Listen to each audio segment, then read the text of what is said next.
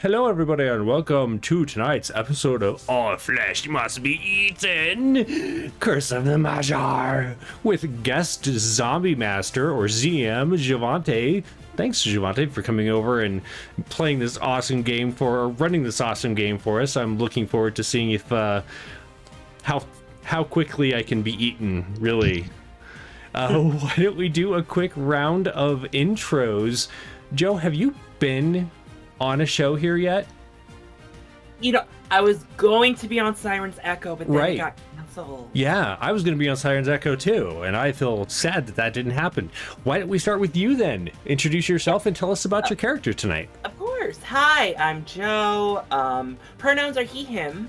I'm a bit new to the Wanderers Havens family. Hi, everyone. And I'm playing Genevieve Vivance, the reporter.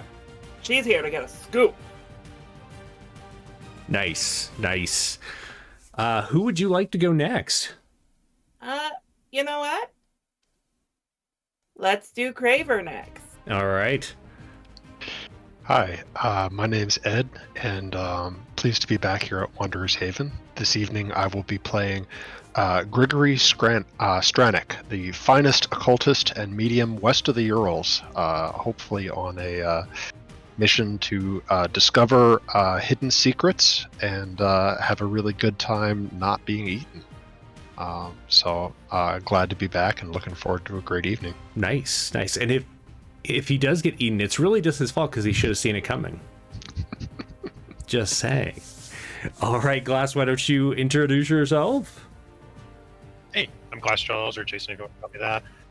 Tonight I will be playing the coolest priest ever, Father Akil. He's here to keep these guys out of trouble and make sure everything goes smoothly. Nice. I just realized that Ed's info on the stream is wrong, and my thing for Glass is broken, so I'm going to fix those right after I introduce myself and then hand it off to Javante. So I'm Jeremy Hochhalter. You can find me here usually, or if you're looking for me on the internet, there's my social medias. I'm usually under WH Pubs. I am really looking forward to playing Bertrand Hornsworth tonight. He is a businessman and archaeologist of renown, and I'm pretty sure I'm gonna die first. I just have a feeling. So Javante, why don't you tell us who you are, where to find you, and what brought this on, this being this game? Howdy there, ladies and gentlemen, boys and girls, non-binary finies, and hellions of all classes, creeds, and colors. I'm Javante, your resident TTRPG goblin. I'm not really new to the Waters Haven family anymore. I've been participating in quite a few games here, and finally getting the chance to play a game that I've been really excited to try out, which, being the horror nut that I am, the All Flesh Must Be Eaten series of games, typically a zombie-verse kind of game utilizing the Unis system, is one that touched my fancy. But I also realized that there's a distinct lack of mummy games in the world. Really just World of Darkness's Mummy, and that's about it. And as someone that is absolutely in love with the Brendan Fraser Mummy series, and also just a giant fan of mummy movies in general, I was dying to try out this Dead World, which is what the All Flesh Must Be Eaten refer to their specific archetypes of games. As far as where this idea for this game came about, watching people play Forewarned definitely also contributed to my want of running a game in an ancient and forgotten temple or pyramid with a bunch of people looking to make their fame and fortune by collecting artifacts and possibly discovering some secrets inside of the temple itself. And of course, the other giant thing that made me want to do this is the often forgotten H.P. Lovecraft work of, I believe it is called The Curse of the Pharaoh. It's Curse of the Sphinx, where Lovecraft established the concept of sometimes the monsters that we see are worse than what we imagine. Nice. So, with all that being said, I'm very, very excited to dive into this. Well, go for it. We're here with you. As we open upon our scene, the camera, that is our audience, opens up on a moon-filled sky, this brilliant diamond in the cloudless desert landscape. And as the camera begins to slowly lower, it is obscured by this strange structure, this almost black in the night, three-sided pyramid that seems to pierce through the center of the moon. As the camera continues to move down and it pulls back, we see that this pyramid stands at the apex of this massive ruin, a series of uplifting columns and spires, with a single unearthed door, a large opening into the pyramid itself. As we continue to move back through the sands, we find ourselves passing a small pond, if you will, surrounded by what vegetation can last throughout the Egyptian sands, and a campsite. A single truck still kind of purring to life as the key is turned and the vehicle is shut off. A man wearing very thick clothing for the desert, seated just on the sand itself, watching as the truck is turned to a halt as he finishes scraping out a small concentric pattern, wipes his hand across the sand, and leans forward, waiting as our group departs from the vehicle. Just to have a little bit of an opening roll to get the jitters out, I would like everyone to roll for me a d10 and just tell me what number you get. 6. 1. That would be a 7 for Gregory. And I got a 9, and I don't know if that's a good thing or not. How about you to introduce your character first, Jeremy? Gotcha. So you see, stepping out of the vehicle is also wearing more clothes than one would expect in this desert heat. Even though it's night, there's still the kind of the residual heat that's here. As he takes off his hat and kind of dust, like shakes it and dust comes off of it. He's wearing a kind of a grayish trilby, which he puts back on, and some wire frame glasses. His hair is actually kind of brownish, but it's sun bleached at this point, as is his mustache. His three-piece suit looks like it was once a pretty nice one, but over time and climbing through ruins, you can tell that this is something he wears often into situations like this, delving in, and he's not necessarily worried about getting his hands dirty in such a endeavor. This is Bertrand Hornsworth, and he looks back at the fellows, the folks that came with him, and smiles, and then begins heading down the sands towards the sitting figure as the next person steps out. Grigori, you are next. Grigori steps out of the truck, placing his broad black hat upon his head, where it sits above a pair of piercing blue eyes. Green eyes. Grigori looks around and opens a small notebook, checking that as he glances at the moon, and then at the pyramid, and then at the figure waiting for all of us to move towards him. Below his collar shines a large and prominent medallion that he wears. Definitely not the fashion of the time, identifying him as someone who perhaps wants to be looked at, or wants a certain perception of mystery or magic about him. But other than that, he focuses his attention and steps further into the night. I believe it was Father Akel had the next. I had 6, No, I think. you had 6. So it would be Miss Vivance. Stepping out of the bus, you see a beautiful young woman. Really young, really. Like, younger than all these men, obviously, because you obviously need a young lady on this trip. It's the 20s, of course. She has on a cream, knee-length tea dress with, like, a black cardigan over it and a matching cloche hat.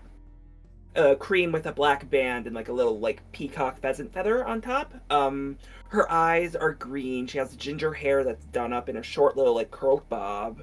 And she has an aquiline nose, and like red stained lips that are like in like the bee sting heart lipstick trend. In her hand she has a little notepad with a little pen. It's obvious she's not really paying attention to pretty much anyone else on the bus, but she is, like, making observations, talking to herself. It's just like, when we arrived at the oasis, it was a balmy 30 degrees. Nothing too hot, nothing too cold. And, she's just narrating her writing to herself because she loves the sound of her own voice as she, like, heads to where the rest of the group is heading.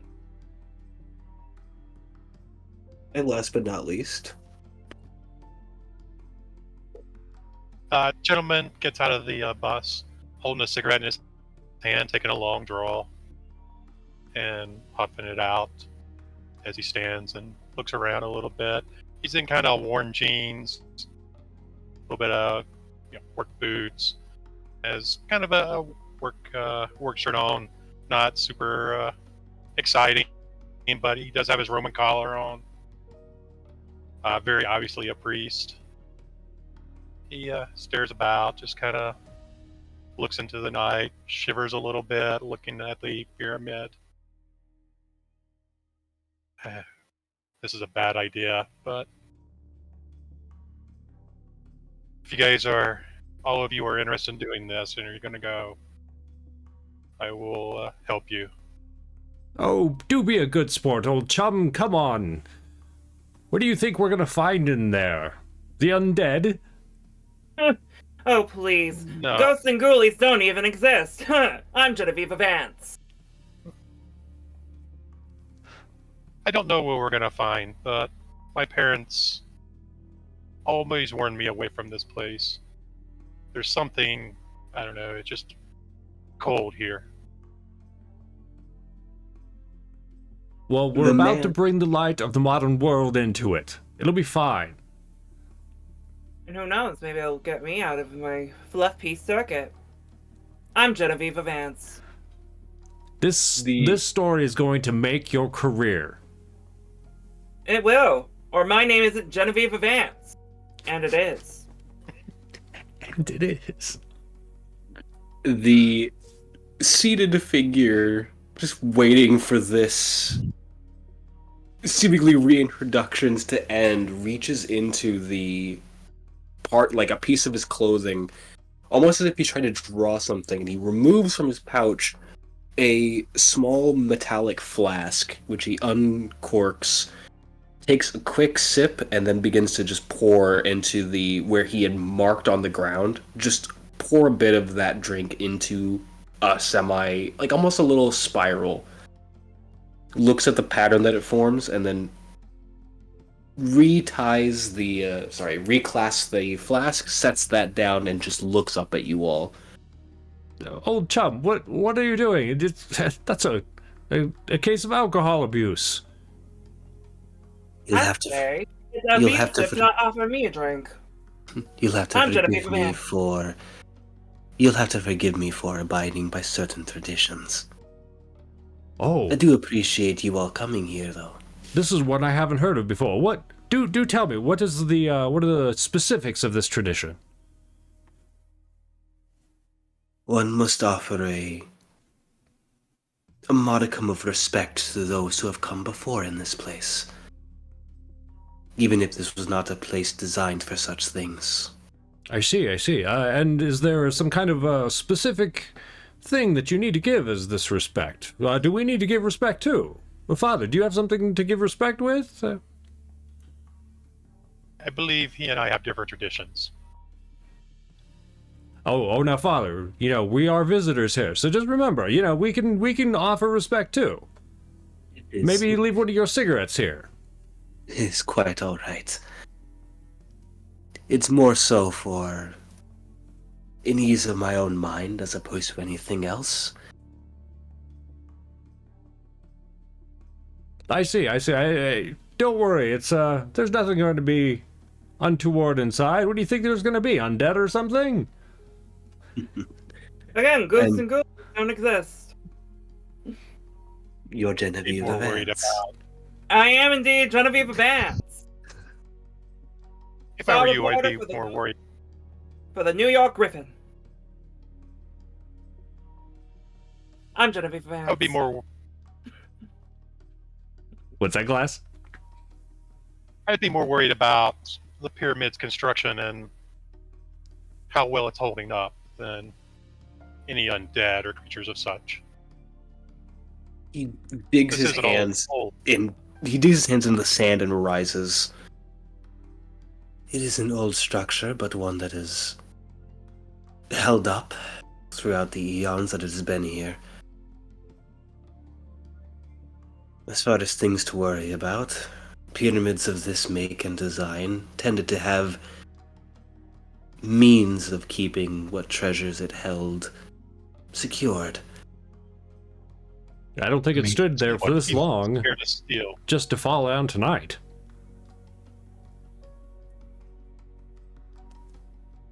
No, I don't believe the whole thing would go down, but we do need to be careful of structure. And if you feel we're here to steal, that we are not tomb robbers, my friend. I'm not worried The only about thing you I'm taking stealing any is items. I'm just worried about you taking any of the items in here. I would rather they find a place outside of the sands that contain them if you do happen to find anything. Like a museum. Sure. A museum of some sort. Just anywhere but here. I do offer this, though. And you see him, again, reach into the same area where he drew with a flask, and he pulls what looks like almost a half scroll that he unfurls out and holds just in a bit of a shaky, bandage-wrapped hand, just to whoever wants to grab it. Genevieve Vance is an independent woman, and she grabs it.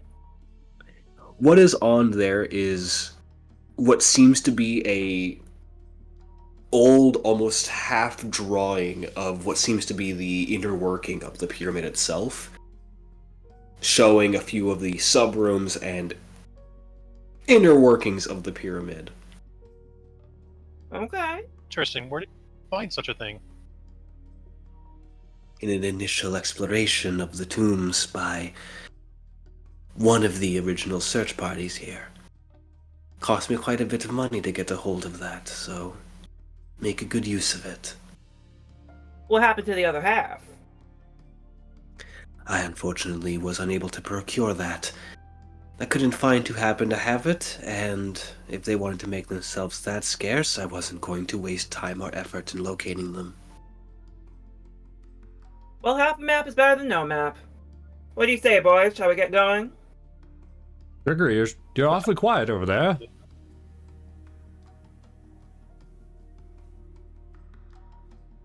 I'm just, I'm thinking about what you said, the means through which this pyramid has been preserved. This is older than Christ, older than the oppressors of Moses. What force has kept it intact, and why is it revealed now? Geometry. Time. Sand. Do you want the scholarly persuasion, or do you want mine? What would you say to? He looks back at this pyramid. I think that if my opinion on who is entombed there is correct, I think the sand just couldn't hold their hatred much longer. Ah, yeah, that's a good one. I appreciate that. Get a little spooky factor going on as we head in here. Yeah, Huh? spooky factor. As much as ghosts and ghoulies don't exist, it'll make perfect hook for my paper. He reaches down and picks up the flask and just wipes some of the sand off of it. Well then, is there anything that any of you need to do before we head in? Not particularly. You'll be waiting for us to come back, I'm assuming. I'll be out here. Gregory shakes his head. Well then. I take out like a wad of cash and palm it over to this fellow whose name is what? The name that he had given to you, Yeah. which may not have been the same name he's given to others, was Samtik Nahas. I'll shake his hand with this cash in it. Thank you again, Somtik. I appreciate the effort that you put into this and in obtaining that map for us. I know it was difficult, and I appreciate your time and, looking out for us to get us in here this evening. The pleasure was all mine. Would I have heard of this guy being local? Being a local, you would have heard a little bit about Samtik. He's not necessarily like a local oddity, but he is someone that is well versed in some of the more darker aspects of Egyptian history. No one is quite sure what he does for a living. He just seems to move around from place to place and tends to inhabit some of the dingier bars around Egypt proper. So There is a running belief that he is A, older than he lets on, and B, the reason why he has such heavy clothing and his hands are constantly bandaged is prior excursions into more dangerous tombs have left him scarred from some of the traps that he has found. Gotcha. That actually brings up, so as I, palm the money over to him and I'm shaking his hand, I don't flinch when I do it. I've touched weirder things, but is there something strange to his grip? Is it... He has a firm grip, it's just that his hands, even bandaged, are very cold. Oh, interesting. Okay. It's almost like whatever heat from the desert just never touches him. Oh, you go over and sit by the fire. We'll be out shortly. Shortly, I'm planning to be in here all night. I need to report as long as it everything. takes. We're gonna be out. We'll be out here when the story of the century is ready to be finished up. Isn't that right, Genevieve Vavance? Yes, it is. Or my name isn't Genevieve Vavance, and it is Genevieve Vavance. I don't know if you've seen the new neon lighting that they're coming out with their bending tubes and putting colors on them and everything. I can just see a Vavance label over this. I could see it myself, especially on these newspapers that are printed with asbestos, the best flame retardant paper we have ever invented. Boy, if it's not this place that kills you, it's the 1920s. Right? Hey, look, when you said it was 1920s, I knew I got to go in with asbestos somewhere. Oh yeah, it's there. I mean, but at least it won't kill us this decade. It'll kill us No. slowly.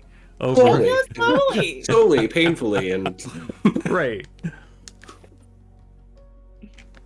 he takes his place back, not sitting in any of the chairs, but sitting just by the fire that started on the sand, and just watching, looking towards the pyramid once more.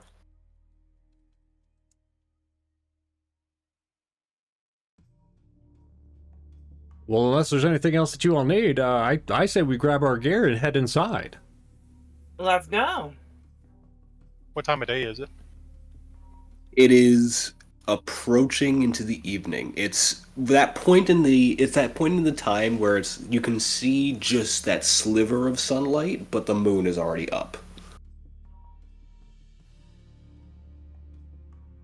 Or we could get a good rest and start early in the morning.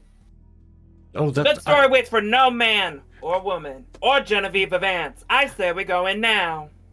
I mean, to be fair, it's going to be dark inside no matter if the sun's out or not, and I did forget that you're local. I flew in and I slept on the plane, so I'm kind of ready to go, but... I am ready to go as well. If you feel like you need to get some winks before... Worst comes to worst, we can pull back and come back in later. Right. Or we could easily rest inside the pyramid. It looks pretty spacious from what I'm seeing on the inner workings of the pyramid on this half map. Yeah, perhaps, but we shouldn't sleep indoors there. If there are bodies or other things, it might not be the freshest air. A common superstition. The dead are much less dangerous than the living. And they certainly don't use up oxygen, am I right? Hmm? Exactly! There's plenty of enough oxygen for a young, dainty woman such as myself and 3 very strong men.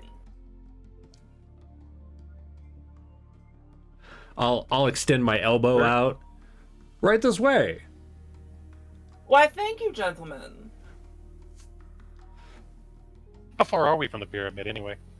The campsite's not that far. It's designed to be that if you were carrying heavy equipment, you could have easily get it back to the campsite.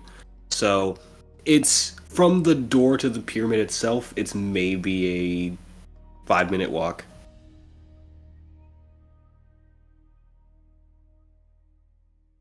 As a note, I would assume that at least one of you can read hieroglyphs. Sure. I would think I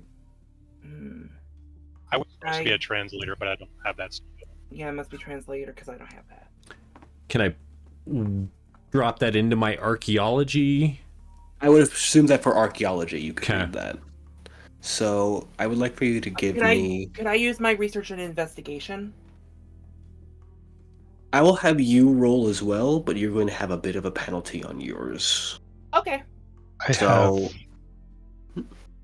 Good.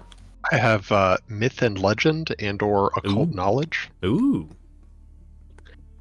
I'm going to have you roll occult knowledge, but I'm going to have it be post what they roll, because you may gain something from that. So I'd like for...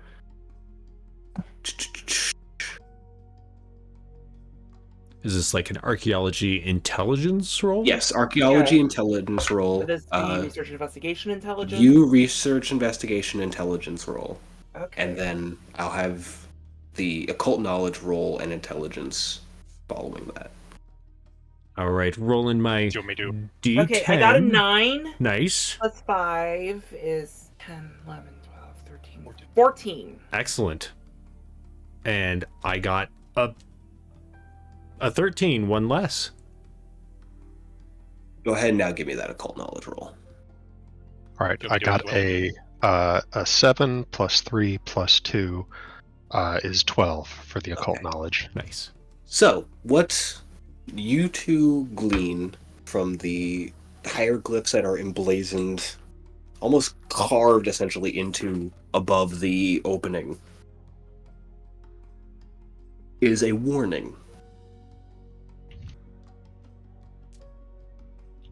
In rough translation, it warns, "Through here lies the viper of the desert. Beware her fangs. Fear the speaker of Sekhmet." Okay. For the occult knowledge roll, the speaker of Sekhmet was a noted name for one of the lesser known priests of Egypt. one before the time of Cleopatra and even King Tut himself. A woman, which already was a surprise as a priest of the temples themselves, that went by the name of Nephtet. She was believed to be a myth, somebody that didn't actually exist. But the existence of this temple and that warning seemed to lead otherwise.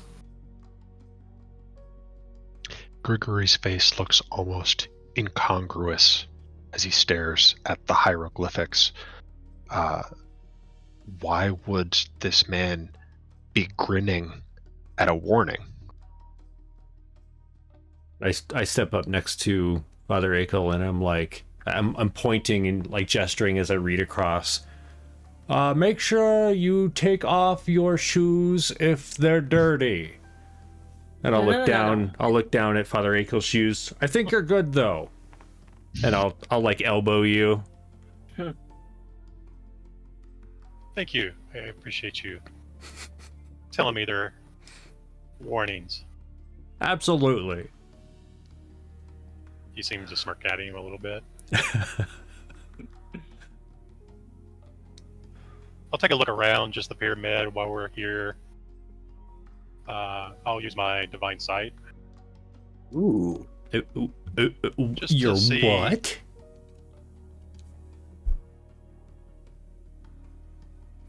Just as a thing. This miracle allows the inspired to find the truth in everything they see. It lasts 10 minutes. Yes. It is useful in uncovering the presence of the supernatural. Wow. It is known as a miracle, essentially. And you're just gonna fire that off right now. Excellent. I like it. The pyramid, through your eyes, has this almost malicious look to it. There is this aura of, it's best to describe, it's like hate itself is keeping this thing afloat and alive. Like the only thing that is keeping it stable is the sheer hate of what is in it. Well, now we know. Okay. He'll stare around and a little bit big-eyed at just the sheer malevolence of it. I will look upon my companions as well while I'm have this going. We should be very careful here. It's definitely not safe. Well, of course it's not safe. It's over thousands of years old.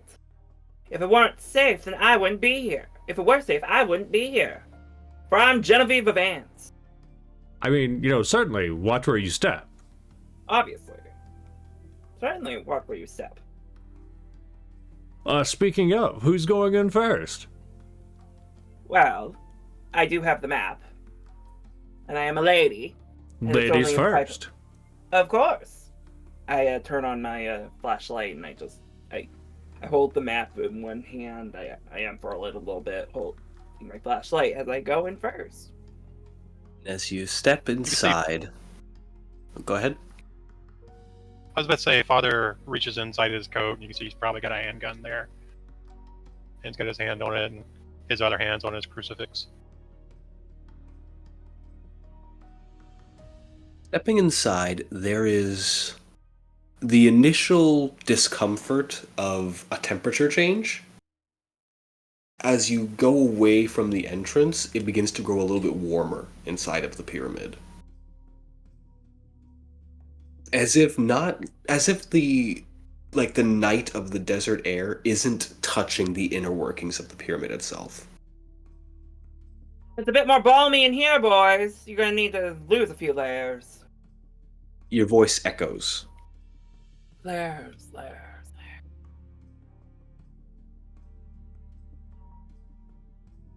In this open chamber.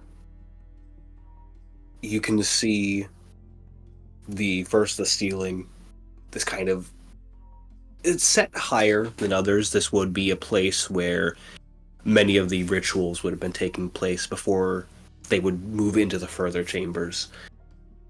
There is a series of 3 doors, one directly set opposite end of where the entrance is, and then a second that is lower cut, almost like you would have to crouch to go in. And then there's a third with another series of hieroglyphs going up the doorway, across, and then back down the doorway. Is anyone able to read that? I'm going to leave that to Genevieve Vance. Of course, I'm Genevieve Vance, and I will read this. And I want to take a look at this over here. And rolls last. Okay. 7 plus 5, 7, 8, 9, 10, 11, 12. The hieroglyphs upon this doorframe read, "The blessings and cursings of Sobek reside within." The blessings and cursings of Sobek lie within. Wow, this Sobek person really gets around.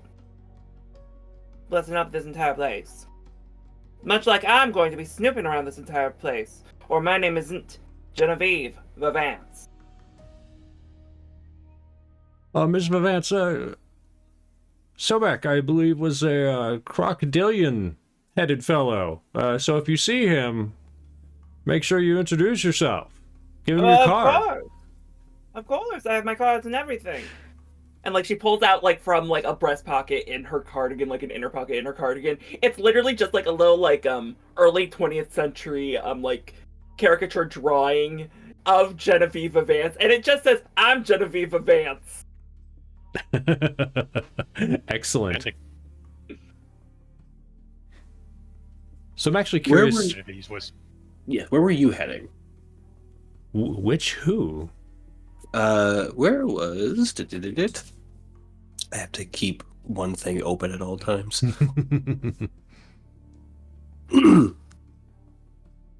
Where was Bertrand heading?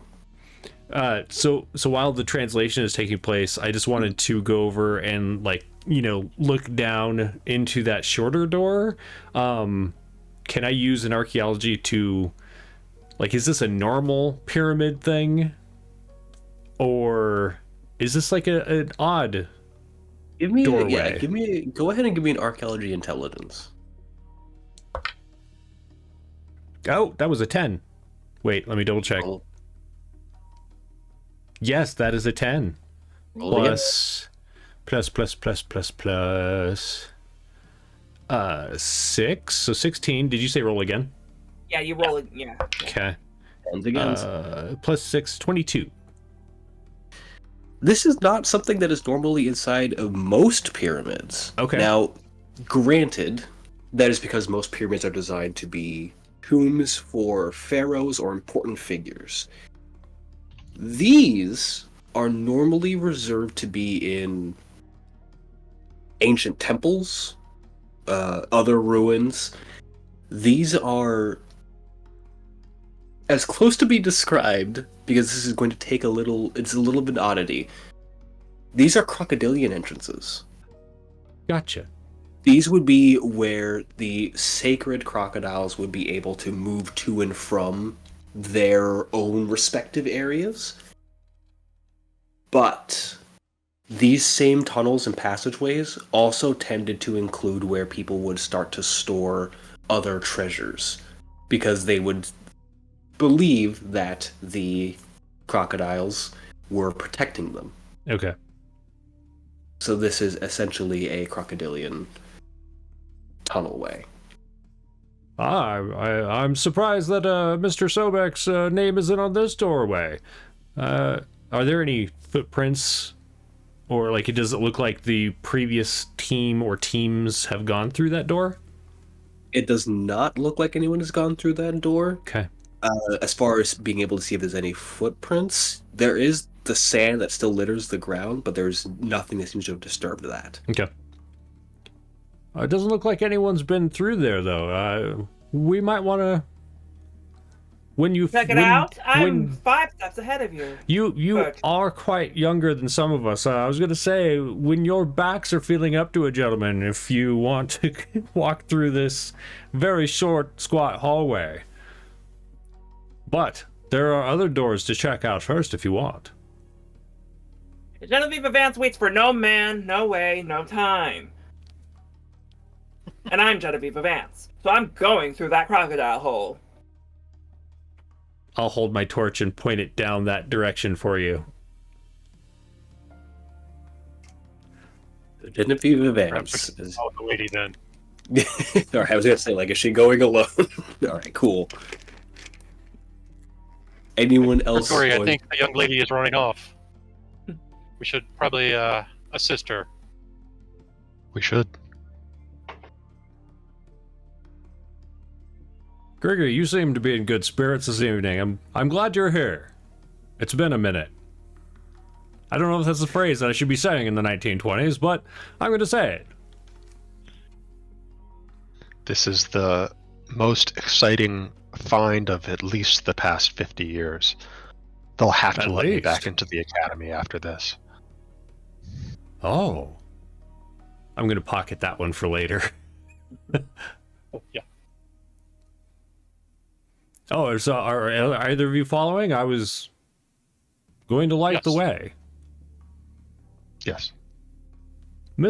Oh, she's gone. She's way in I'm there. already in the hole. I was about to say, as the group is deliberating of how to get through, Miss Vance, because I'm this is fun. You are already traveling through, and this is a longer hallway than was anticipated. Not only is it a little bit longer, but as the torchlight shines through, you see it bisects at certain points. So where there's the regular straight hallway, but you see other tunnels leading further and further in. Interesting. There is, as you step, Now, I will assure you right now, Mr. Bertrand, that I am not going to be dying first. there is a moment You- where your foot kicks at something as you move, and you hear the tink-tink-tink as something shiny just rolls along the ground. Ooh, I go over and pick up the shiny thing that is on the ground. You see what appears to be a small oval-like coin. Interesting. I pocket the coin. And then I'm like, well, the boys aren't coming. May as well go back to them. You turn, and as you do in the flashlight, the torch goes with. You see where your foot had kicked the coin, a draped against the wall skeleton that has been mostly picked clean. Half of its skeletal form, the bottom half, completely removed away. Again.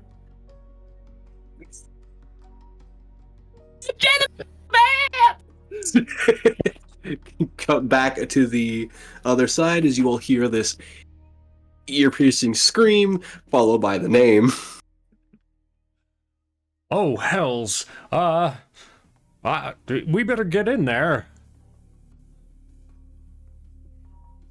I do stick my hand into my coat pocket as I, like, bend over and I'm holding up, and it's like one of those army bent, like this kind of like shaped like an L torches that, you know, you can hold, and I'm holding it, and I've got my pistols in one hand, but I'm not taking it out. I don't want to make anyone worried, but I'm gonna move as quickly as I can in this very short hallway.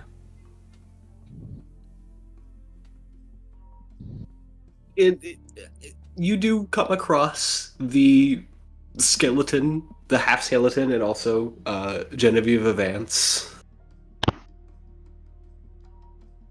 By the time you guys showed up, I nearly caught my death.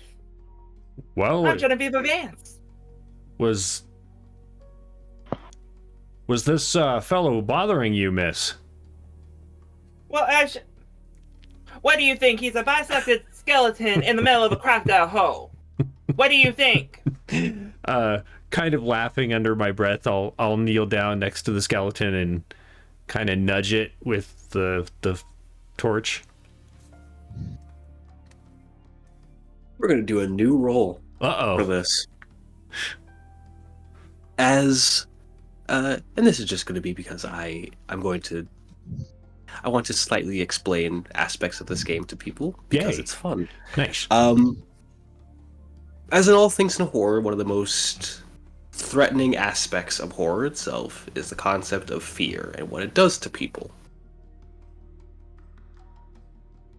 And what such a thing is we're going to do what's known as a fear check. Okay. Okay. We are going to do a willpower test. Okay. Is that just straight will? Just use your straight willpower. It's And- the one under con on the sheet, right? Yeah. Yes. I don't like the number that's next to mine, so I was is that all that I get? And also, 10 as this is roll again, and 8, so 20 total. Sorry, go Miss ahead. Vance as well. Okay, yes, I'm rolling. 10! Roll again. Wow. Guess Okay, we're that pretty is 16. All right.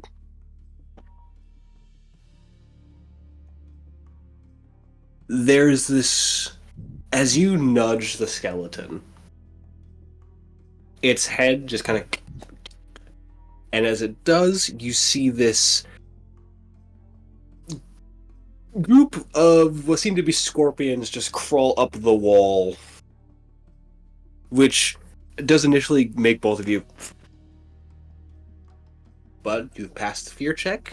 None of you freeze. None of you begin to shake.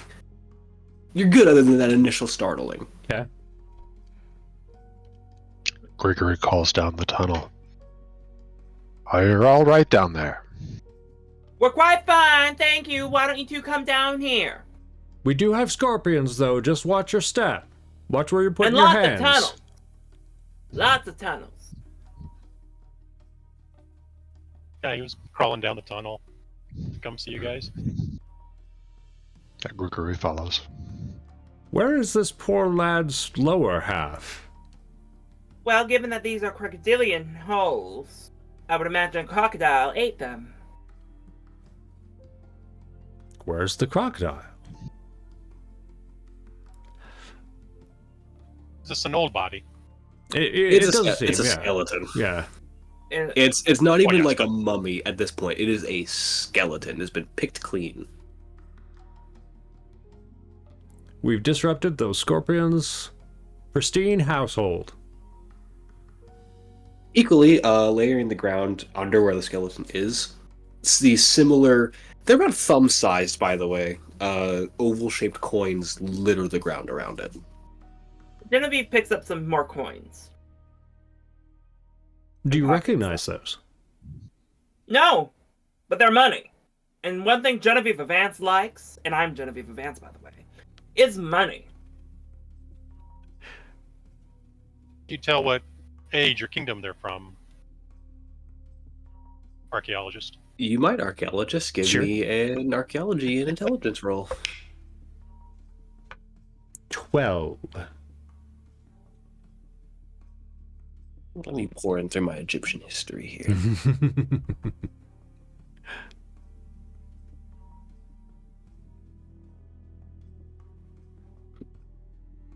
This. Do-do-doot. So these are coins from the 6th dynasty, specifically. So this would have been long before the rise of King Tut, essentially. So plus or minus the same time we were expecting. A little around the same time, so just about the same time that this would have been, probably at around the time that this would have been constructed. You hear a rhythmic ringing noise as Gregory begins to flip the coin and catch it and look at it over and over. What's on either side? Like, can you do heads or tails with it, or is it? There is, so on either side of these things, it's mostly just an Egyptian marking that would denote essentially the dynasty on one side, what would be the pharaoh on one side, essentially. And then on the other would have been where the coin would have been made. Okay. Out of curiosity, do I Yes. get a reasonable distribution of heads and tails, or something not quite so reasonable? Is it very weighted? It's the level of random that most coins would naturally have. It's weirder to flip this because of its shape, as most coins that we're used to are circles. These are full-on ovals. Mhm. And they are kind of heavy. After maybe 24 flips, Gregory seems to lose interest and slips it into his chest pocket. And unless anyone's doing anything, I'm just kind of walking around, like, looking in the sand, maybe, like, shifting things around with my foot, trying to see if there's any more coins laying around or any other signs of his lower half. I'm gonna do a roll. Okay. So you're shifting things around in the sand. You feel that something shifts under your foot as you're kind of moving your hands and feet around. And then just this gentle, as you push a little bit of pressure and you hear a click, and you hear something heavy further down begins to like slide and move, and you hear this sudden, as if it's descended and hit. Well, that was unexpected. Automatic door Behind closer for their crocodiles, I guess? Perhaps. Shall we keep going, boys? I'm gonna, like, glance down and shine Was the it- torch the way we came. Is it Still clo- open. Oh, So it's in front of us, effectively. Yeah.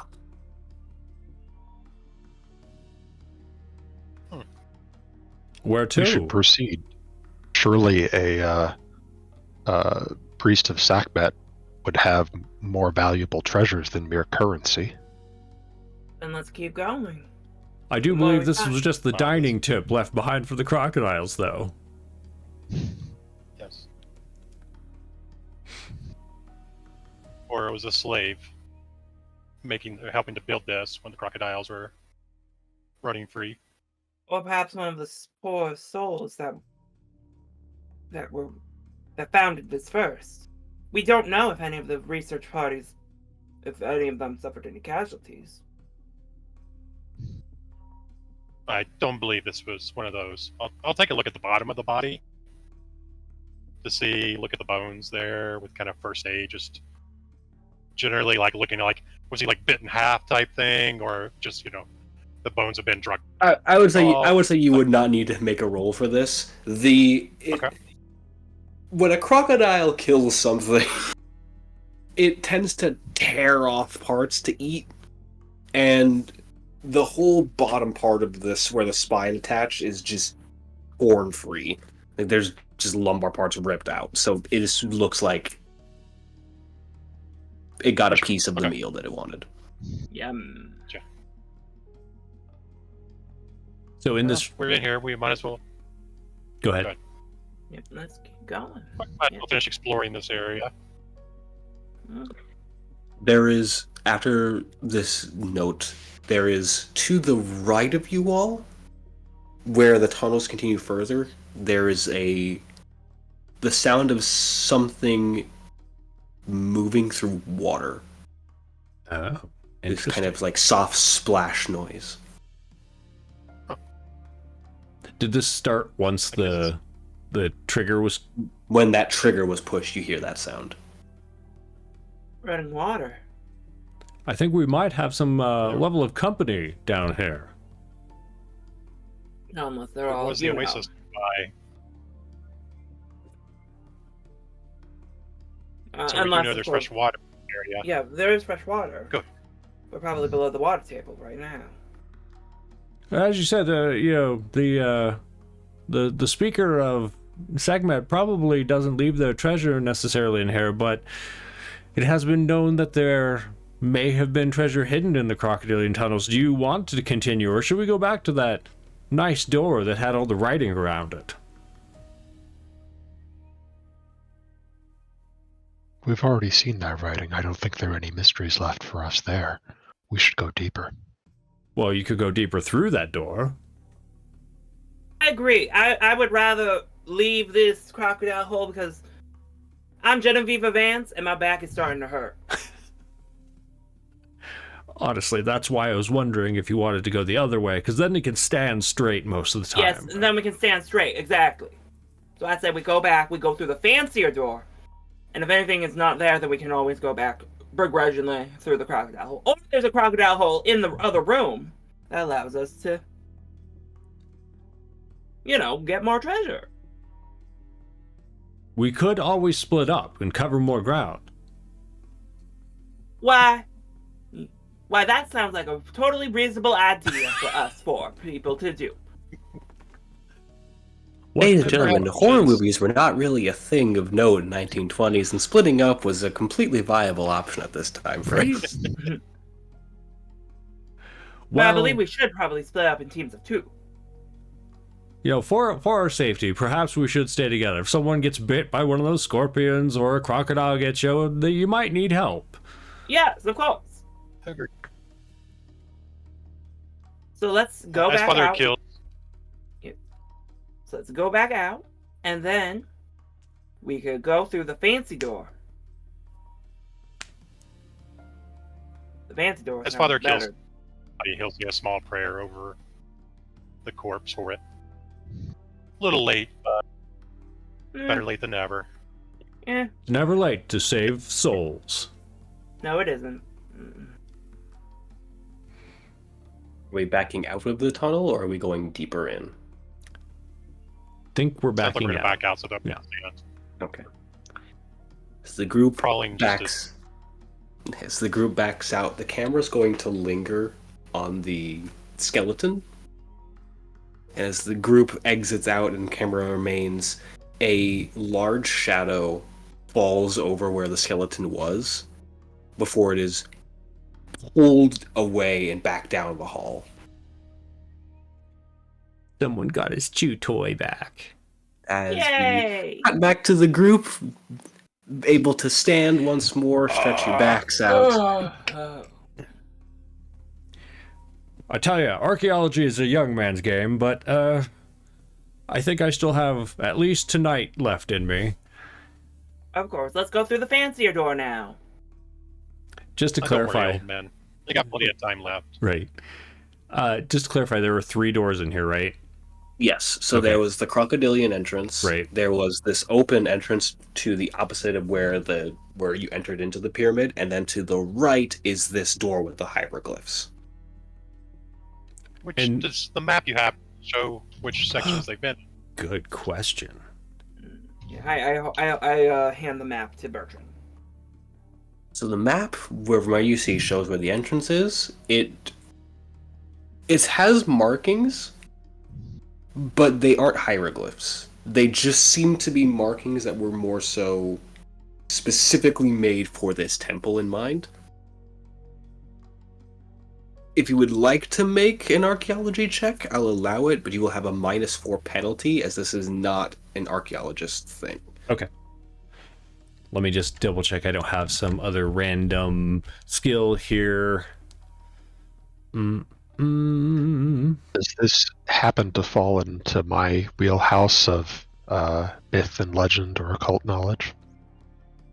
Yes. I would say this would fall into a bit more of your occultic study. So I'll allow you an equal role of. Yeah, we'll probably just say the previous roles that you did, you would just have. I would say you would suffer a -2 penalty for yours, only because this is almost like a cipher, in a sense. Gotcha. So I'd roll and subtract 2, add my Yes. occult, and add what, intelligence? Yes. Could my research and investigation help in this?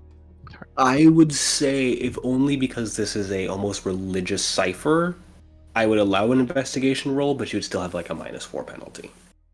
Okay, then never mind then. Gregory rolled a 6, and then with modifiers that comes out to a 9. Okay. And I got a 2. Yeah, you no idea. You're like kind of looking through, like, maybe. Gregory, as you're looking at these symbols, some of them are recognizable as, okay, they're supposed to mean this.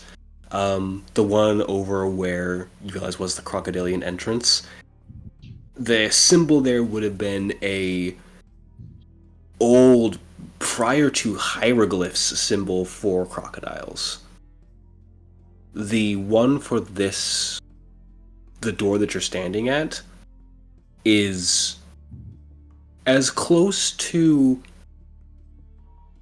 It translates 2 ways.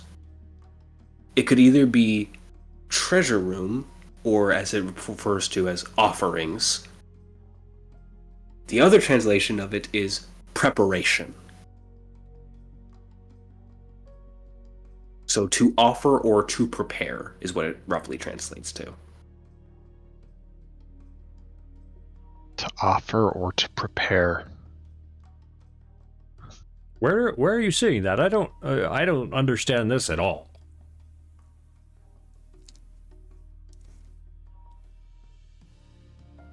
The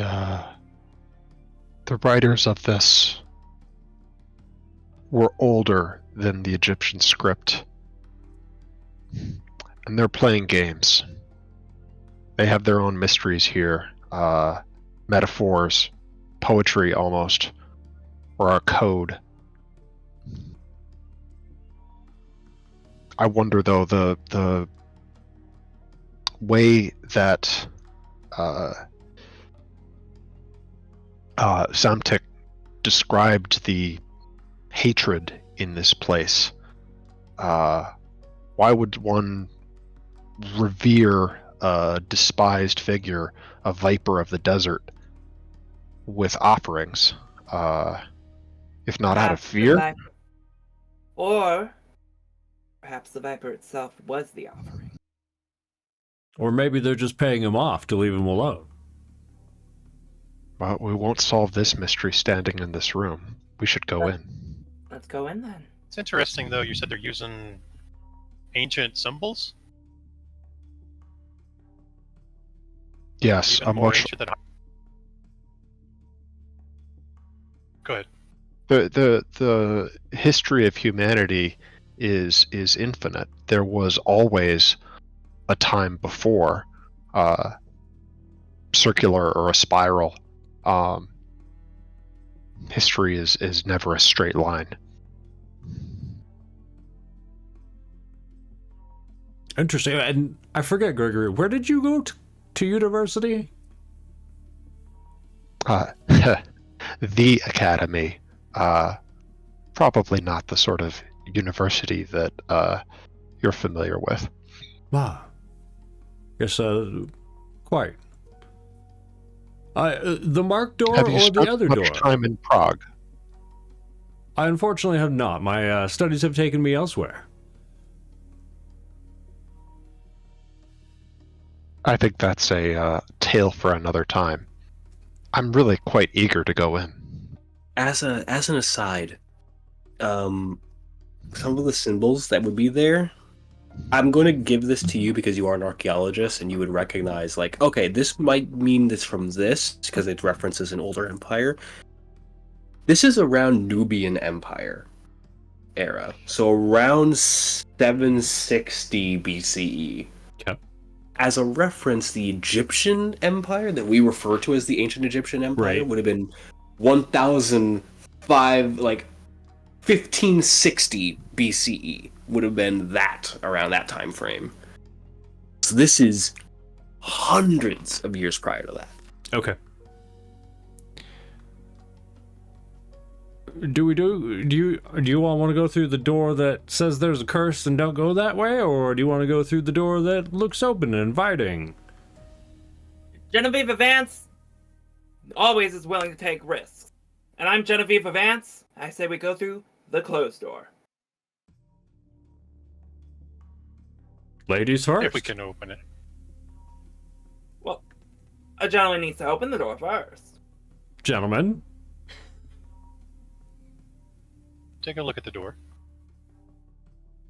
The door is stone-like in structure. It has a seam through its center. There doesn't appear from this side to be a mechanism to open it, but it also looks like time has worn away much of the what kept it from being able to be opened from this side. So with enough force, one could push it open.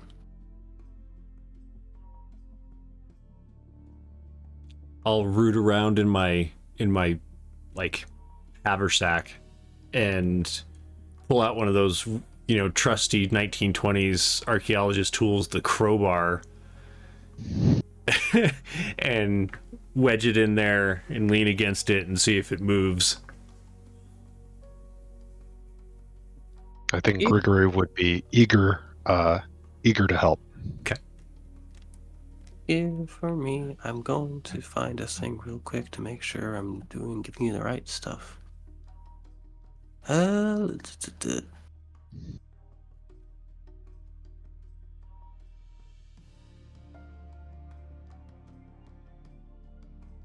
I'd say give for me, just because this is you trying to force a wooden door frame open. Yeah. I would just say give me just strength. Okay. And with Grigory helping, how does that work out? With Grigory helping, I'm going to remove the penalty would have existed Okay. for the door not moving. So I just go ahead see. and give me a strength. Perfect. Well, that is a 4.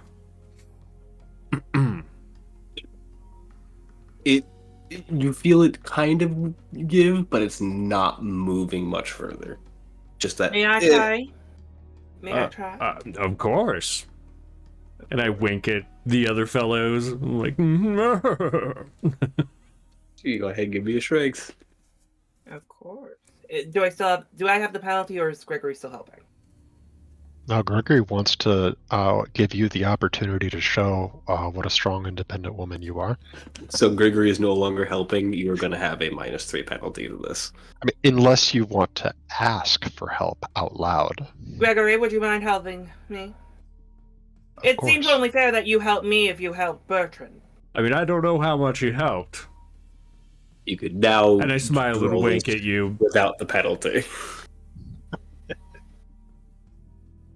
So I'm going to roll again. Here we go. That is a 16. Nice. So you start to push, and as you're going, Grigory, you place your hand against the back of the crowbar, and as you do, it pushes in a bit more, which gives more stability for you to move forward as you do the door, and starts to slide.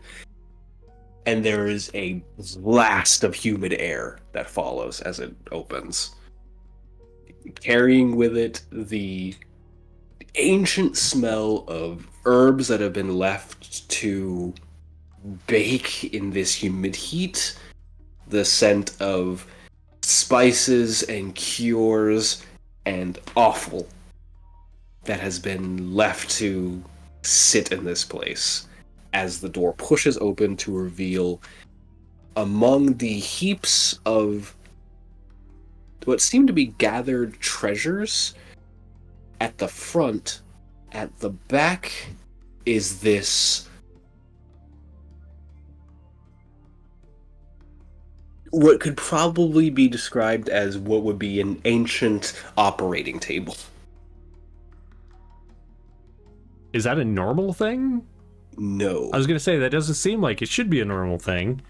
You know, they wouldn't be putting the stuff in the pyramid. They would have a separate side for it. After I'm done it, coughing, that will catch my attention. Father Akil will pat Burton on the back. Oh. Don't worry, old man. I think you cracked it open for him.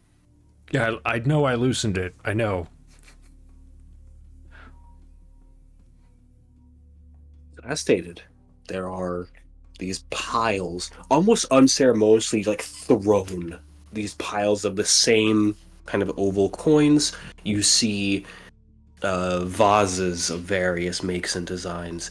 You see kind of these collections of what just seem to be jewels and other items that aren't well placed. They are quite genuinely just thrown here and stacked as if they were almost like having these was disrespectful. Place them here. Who cares?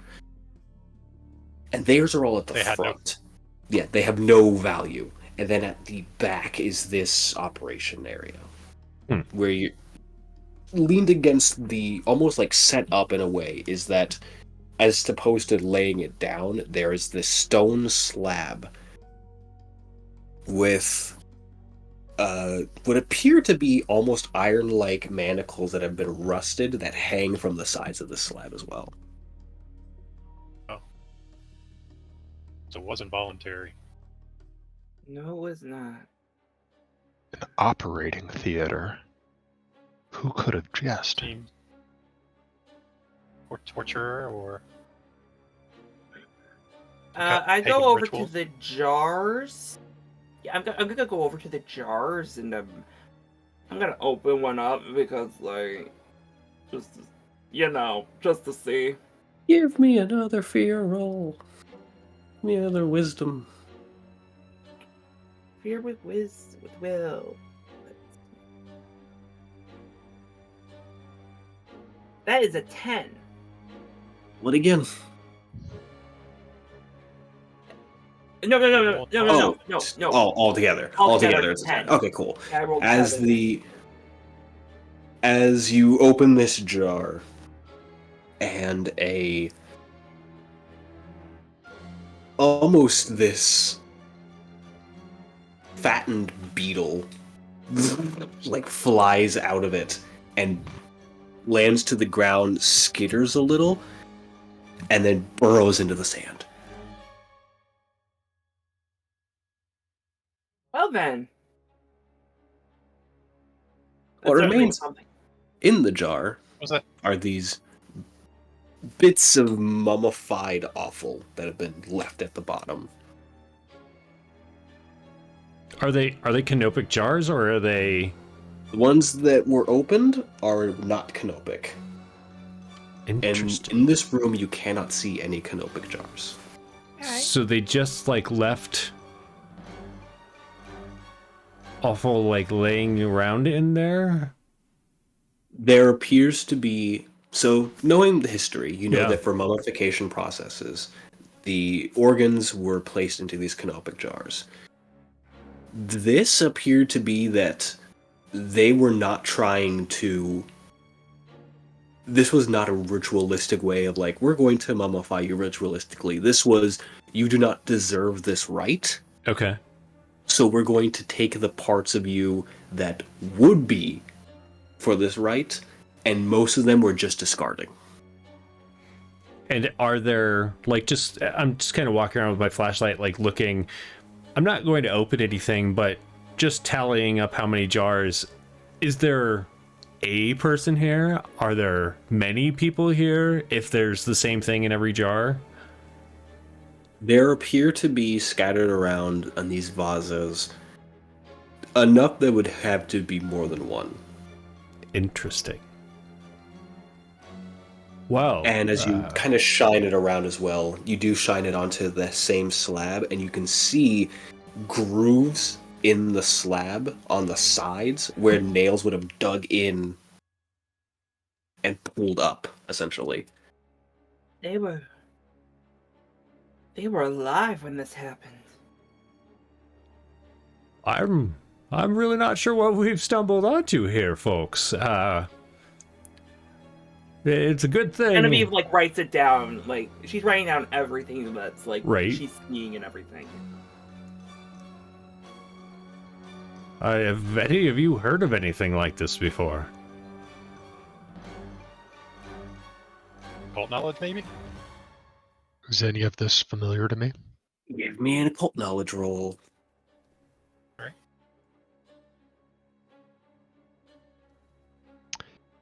That would be a 7. Not familiar to you. Sorry, do I add my intelligence as well, or just my You would skill? add your intelligence. Okay, so 10 then. As far as what you would know, there is essentially what would be referred to as like a blasphemous rite that would be to prevent a spirit from passing on to the judgment of Anubis. One would not allow their organs to be stored in canopic jars. But the other end of this was that this would be utilized for someone that attempted to defy the teachings of gods. This was a rite that would have only been performed if someone were to abjectly worship one of the darker beings in Egyptian mythos, not necessarily. The being that would have to have been worshipped would not have been a god, it would have been a monster, which is Apophis. And the belief would be that if they were allowed to actually have judgment, they are giving power to the devourer of the sun. So this would not be accepted. They would have to have done this essentially for their rights. Just to Which clarify, tracks for Nephtet. I just wanted, is this something that would have been done to the person as like a punishment, or that they did to themselves as a offering to This would have been Apophis? this would have been done to them as a punishment. Okay, thanks. Okay. How has, go ahead. Okay. I just want to know, has anything like this been found by anyone? No. So I'm looking around horrified, and then I'm like, this is amazing. We're going to be so famous. They're going to write, we're going to be in history books. This find is fantastic. What were you saying there, Father? You mean Genevieve, not you? When Genevieve writes about us, and they write about Genevieve in the decades and eons to come. Mm-hmm. Cue Genevieve Vivance not writing anyone else's name, it's just her. Father, as you are also looking around, you Yes. do spy sitting on like kind of like an outpushed part of the stone wall, a small, what is the term for this? Dodecahedral item with several points sticking out of the edges of each part of the dodecahedron. It's like a die. Roll it and see what happens. No. That's an odd item there. Have you ever seen something like that? I'll ask the others. Give me an archaeology check. All of us? Oh shit. Just our archaeologist. So what happens if you roll a 1? That is a critical fail. What? You... Actually, no. So here's how critical fails work. Give me another roll. Okay. And you are going to subtract 5 from this roll. I'm going to This can go subtract into negatives. 5 from this roll. Yes. This So can go that's a into 0. negatives. Because So I you rolled would 5. Oh yeah, so you have nothing. So you look at it and your brain kind of goes, "It's a die." Like you have no idea. The kids are going to love those one day. It's just this like don't know what that is. Could I use research and investigation? I would say go ahead. I'm going to give you a -2 penalty. This is something that's like very archaeology focused, but I would say that you might have an idea. Of course, of course. Come on, don't fail me, don't fail me, don't fail me. Come on. My name's Genevieve Vance, and I will... That is a 9 plus 2. It would be plus the 3 plus the 2 with my intelligence. -2, so that's still plus 3. 9, 10, 11, 12. This you heard from a few fellow archaeologists when you were trying to research the concept of Egyptian mythos before your journey here, because you're Genevieve Vance and you need to have every bit and piece of this story. These are so the term Medjai passed a few times, and this is a Medjai relic, essentially an item that a someone that would have been responsible for maintaining the sanctum of the pyramid would have kept to protect it.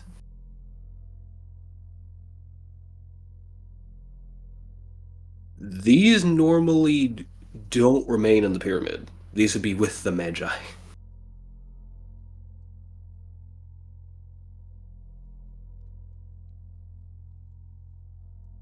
Okay. Whoever was here was most likely a Medjai. This belonged to them, from what I recall. I'm not familiar with these Medjai. I should be, but there's blood running down my nose as I have an aneurysm. Your closest interpretation, Miss Vance, is that Medjai were spiritual guardians of temples. They were essentially what your profession is, Father. They were protectors of these temples. But the thing is, this shouldn't be in here. It should be with the Medjai themselves, whoever they are. Perhaps he points to the jars. It still is with the Medjai. Perhaps. Are you familiar with the concept of perversity? Inversion, I of believe. deliberately doing the wrong thing? I believe I've ran into some perverse people in my time. Grigory gestures at the jars. These don't belong. These should not be treated this way. And a monument of this size should not be for, it should be for a pharaoh. It should be for one who's venerated, not one who's hated.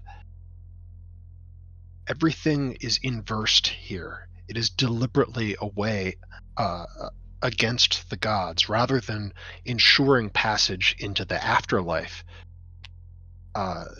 These people were dismembered to prevent them from passing on and doing harm.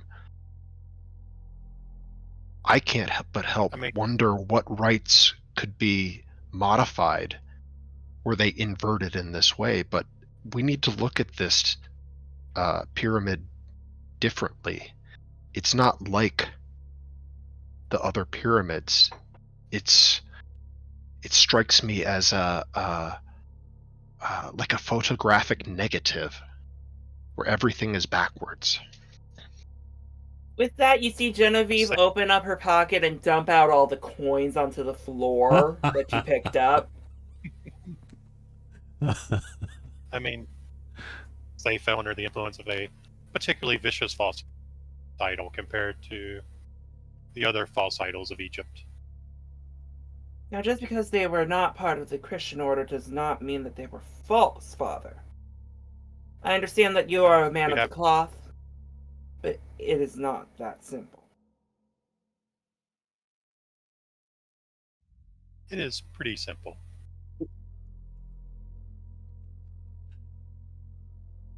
Keeping my mouth closed, I just wouldn't know. keeping my mouth closed. I shine a light further back in the chamber. Are there exits, or are there any like signs of like storage where the bodies have been taken? You see some grooves on the ground where it seems like they would had other items to pull them and carry them through, and they would lead back out of the chamber. Back where we came? Likely what the crocodiles were for. And they seem to be leading, as far as you know, they don't lead towards where the crocodile chamber is, but they kind of veer to the right of where the other entrance would be. So then, we go down through the open door then. No. Give me a moment. I assume it's been over 10 minutes by now. Yeah. And so I'll spend the essence again as it's regened and take a look around this room. There's once more this, especially in this room, that sense of hatred and animosity is immense in here. Very much focused on that stone slab. Strangely, there is this protective sensation, this protective aura around the artifact, the dodecahedron.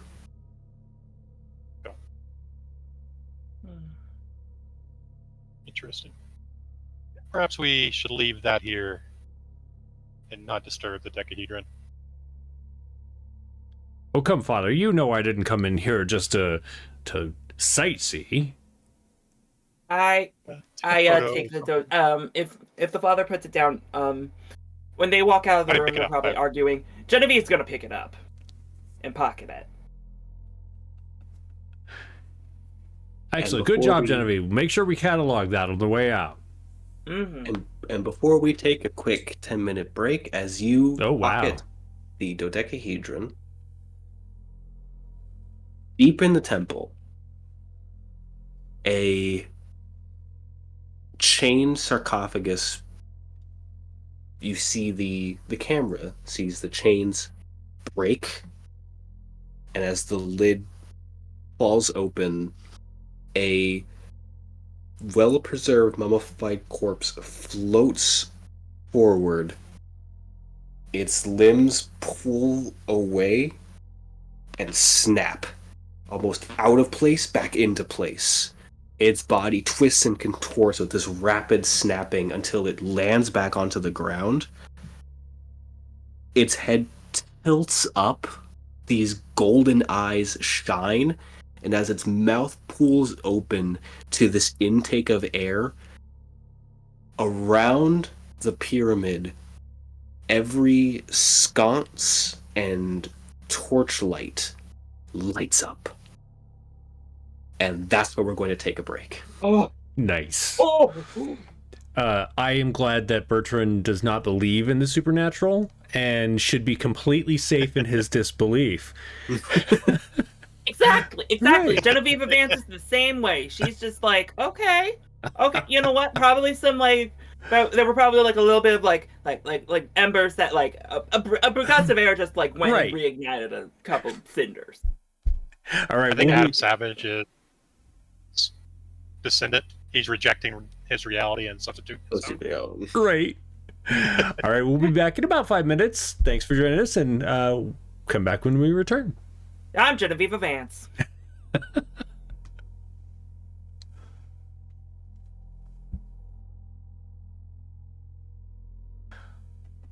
Welcome back, everyone. I'm just going to hand it off. Javante, go. I'm just going to dive right in because it was not that long ago. But as everyone, you find yourselves no longer in the dark and now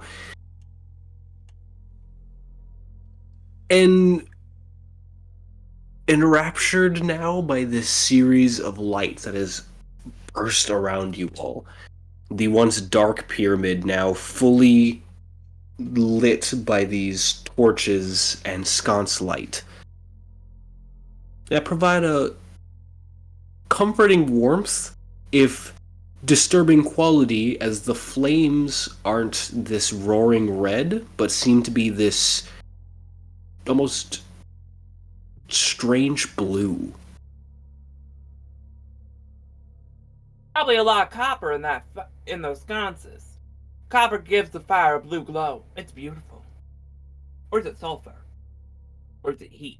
I mean, Ackle will jump as like these lights just kind of burst into being, and started looking around, kind of a little bit scaredly. I do have some. Sorry, go ahead. No, go ahead. I was just gonna say I do have quite a bit of knowledge about chemistry, and so I would likely explain to you why that happened and why the flame's that color, to help you feel better about things. Well, I'm not scared. A draft probably just blew some cinders open and started a flame. To explain how the flame is the color blue, it could be copper chloride or calcium chloride. Mm-hmm. I don't believe a wind would have started fires all around this room. It was likely some kind of connected thing that we haven't discovered yet. Some kind of channels that connect these, some kind of fuel source or something. I'm just saying. You seem a bit weirded out by it, and I don't want you to have to worry. But this is going to save me batteries, and I turn off my torch. Mm-hmm. There are things in this world that shouldn't be. And sometimes things like this can happen. As he looks around the room. Well, as they say, any magic... How does that go? Any magic is just technology that we haven't come to understand yet. Exactly. Much like me, Genevieve Vance. And if that hasn't been said in the real world yet, you can quote me on it, Genevieve. I will. Hey, you hear her. And then I, alone in this temple, said, magic is just technology that we have yet to understand. Creeping through the tunnel by myself. Looking at the fire, does it seem? Is there anything otherworldly about it? It just, other than that, it started from seemingly nothing. It does appear to be regular flame, just also blue. Okay. Gregory sees. There's one door left that we need to look through. Shall we go, gentlemen? Door number 3. And Gregory sees what? Gregory sees the priest looking at this flame spring out of nothing.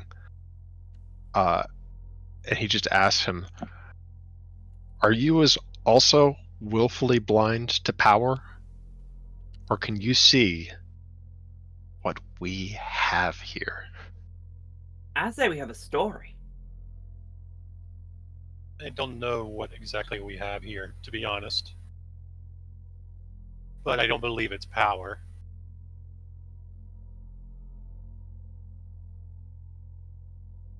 False idol. People led astray, yes. I can see why it would be unfamiliar. This doesn't require faith. Just look. Mm-hmm. As I'm walking towards that open door, you hear me shout, "What we have here is the find of the century!" And Genevieve is right next to Bertrand. There is, through this open door, with the lights of the flames now lighting it, you see sand falling down this series of steps that go deeper into the pyramid. The sand is still falling down it, as if something made it move down to cause this. Does the light allow us to see down the stairs? Yes, it does. Not all the way down, as you can see that it leads essentially just into this dark pit near the bottom, where you assume that the flames just kind of stop, as if they didn't put anything further in. But the steps seem pretty well illuminated up to that point. I think so long as there's adequate illumination, Grigory is eager to descend the stairway. Genevieve also descends the stairway. For she's Genevieve Vance, intrepid reporter. And even though Bertrand doesn't believe in any of this stuff, the camera might notice that his hand is still in his pocket, sweatily gripping the pistol inside, as he steps and follows the two of you down. Follow as well. Do be careful, though.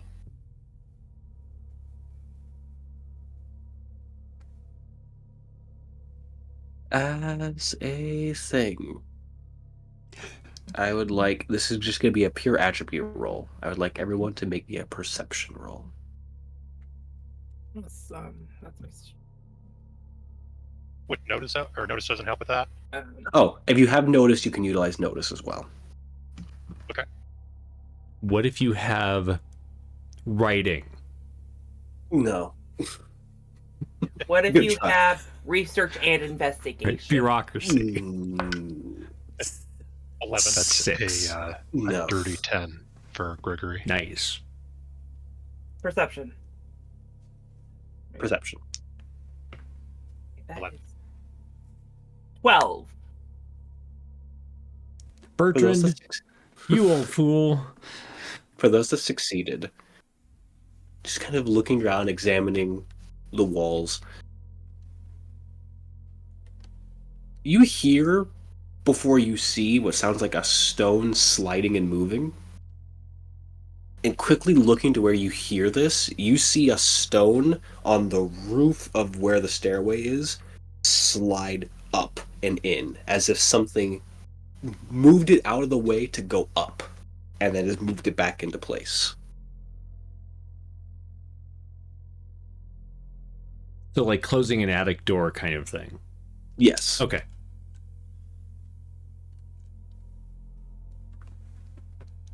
And this was stone, though. Yeah. Like, What? Hey, don't just stop huge. in the middle of the stairs. Just keep going. There's something above us. Hundreds and probably thousands of tons of stone. No. Father, Grigory, you noticed that too, right? Yeah, I saw that stone move above us. But that's, I mean, it had to weigh hundreds of pounds. I'm assuming.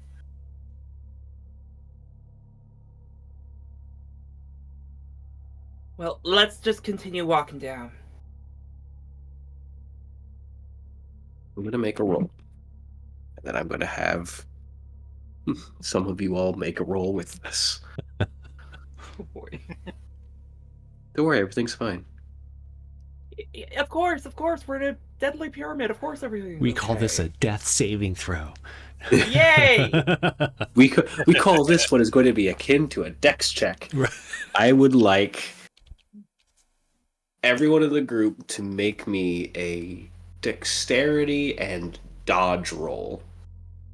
If you don't have dodge, it's just your dexterity roll. Okay. Bertrand. Oh Mercury my has a god. 12 again. Oh, thank God. 12 as well. 12. Grigori, 13 for Grigory. 13. What did Bertrand get? So Bertrand rolled a 1, and I want you Oh! to go ahead and tell me how to resolve that. Do you want me to roll again? And No, I'm just gonna let you be. Okay. Bye, Bertrand. As there is another sound of something clicking, and the rest of you just see as Bertrand takes a step, just vanishes from sight as he seems to fall. seems to, or just does? Just does. Okay. just disappears from view for the rest of you. Bertrand, you are sliding down this sanded slope. So it takes, like, there's a shocking moment, and then I start yelling. So I don't know if they can hear me, like, "Ah!" They hear you start yelling for a small amount of time, and then what stone had fallen slides back forward and closes on the stairwell. Okay. This is what I get for saying we should split the party.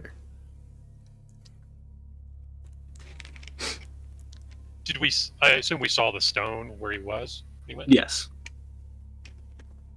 Bertrand. The father will run over and try to see if he can, lift the stone up or pry it open or whatever. I'm assuming. If you want to try, you can give me a strength roll. I'm gonna help. Okay. I'm gonna stand well away from it. Me too. Yeah, 4 plus Huh? What'd you say? 7.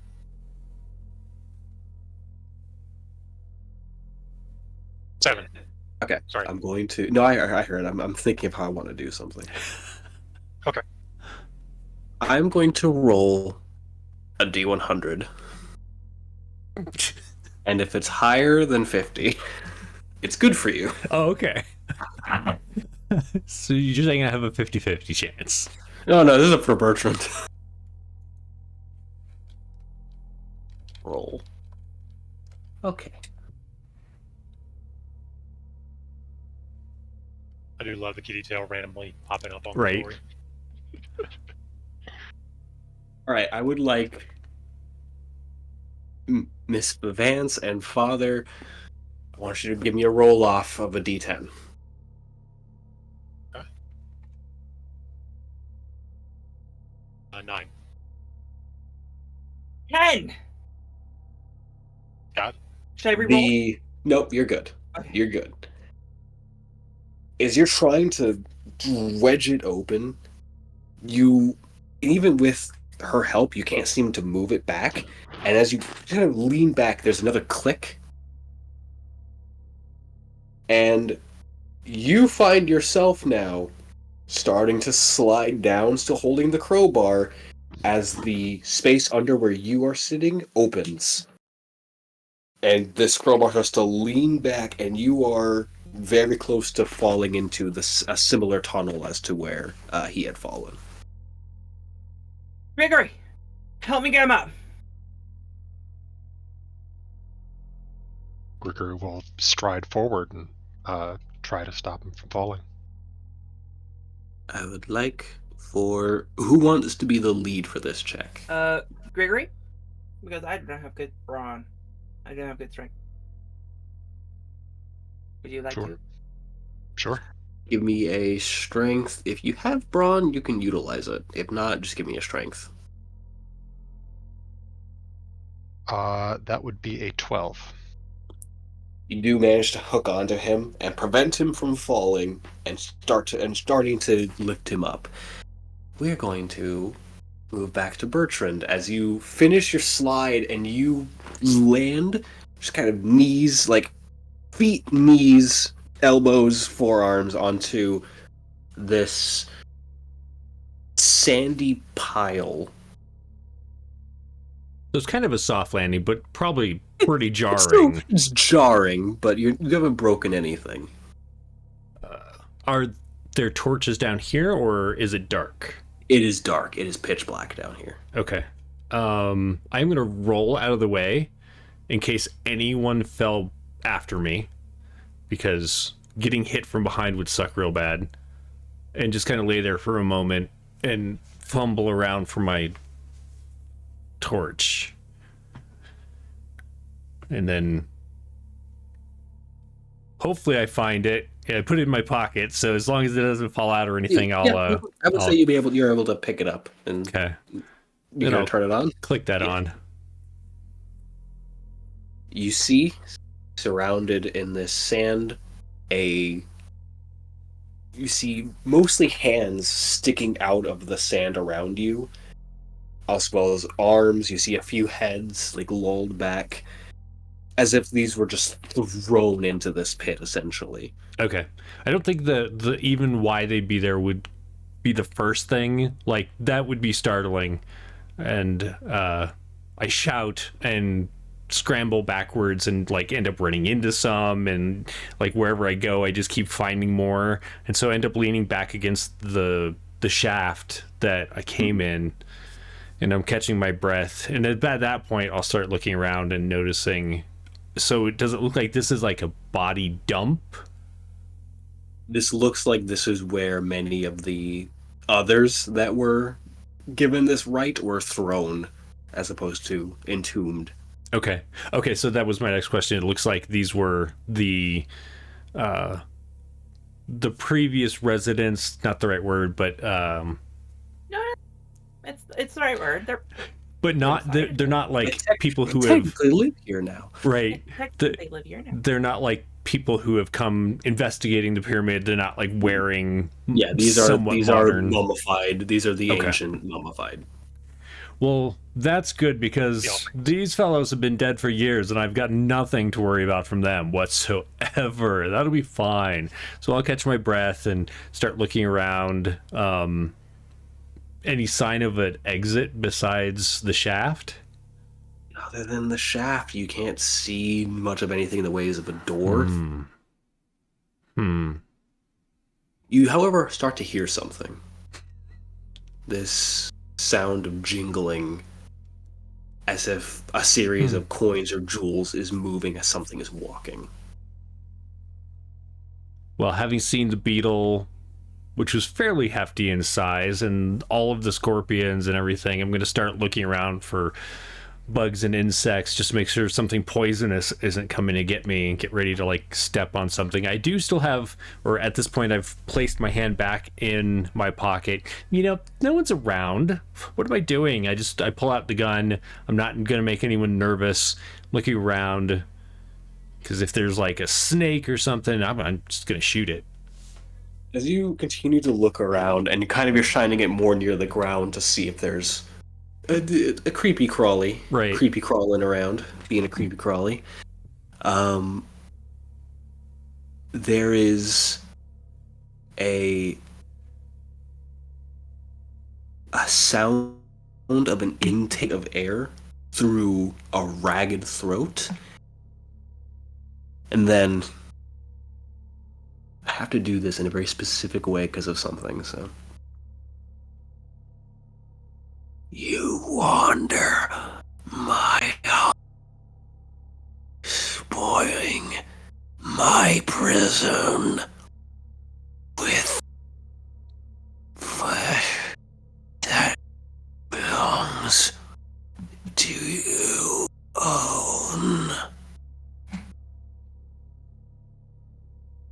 I feel like I should do a fear roll. Yes, I am. I don't know. Yes, you do. Give me a wisdom roll. I'm gonna say for the suddenness of this, I'm gonna say -3 to this. Okay, well that gives me an 8. Okay, I'm gonna have to roll for you now. Okay, I feel like the suddenness of it, I'm going to end up dropping either my gun or the flashlight or both. No, both would have been if you rolled a 1, most likely. That's fair.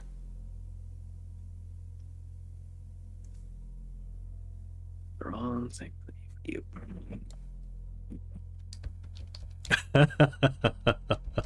Bye, Bertrand. You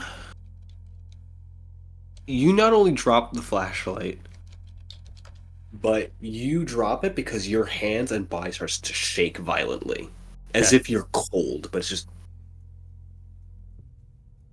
And as the flashlight slides on the sand, it illuminates... You initially see just the feet, these bandaged, wrapped legs, and this still mummified body that, as it moves, you see this almost something living moving through underneath its skin, and as it moves, it just keeps twitching and its head twists to the side, and as you see it open its mouth again, you realize that the reason it couldn't say words properly, its tongue has been removed. Okay. These golden eyes just watch you. I try to not reference movies that have nothing to do with the thing that we're doing. But if you've seen Scrooge when he's shooting his ex-boss who's dead, and he's just like, ba-bam, ba-bam, ba-bam, pow. I'm just going to start pulling the trigger and like kind of flinging the bullets at this and backing up and trying to like scramble up the chute. Like reason has fled the building. So that's the thing, as you're firing and the bullets are hitting this, its body like lurches back, and it's just sand that falls from its skin. That's so unfortunate for me. It looks at one of the holes that's been made, and it reaches down and grabs a hold of the hand of one of the other mummies, and it pulls up and tears a piece of its own mummified flesh, places it onto where the hole was, and whatever is looping through it seems to catch hold and pulls it tight against itself. Nice. Oh, a free corset. Right? It smiles through desiccated lips. And we're going to cut back up to the top as the rest of you can hear, muffled through the floor, the gunshots. Okay, we need to get down there fast. Or my name isn't Genevieve Vance. We need to get down there. There is also, what's starting to sound a little bit louder behind, this noise as something like footfalls starts to sound from behind you. And there's a crocodile behind us. So then, do we want to... I'm assuming this isn't on the map, right? This time, Bertrand no. Because Bertrand has the map, and even if it was, Okay.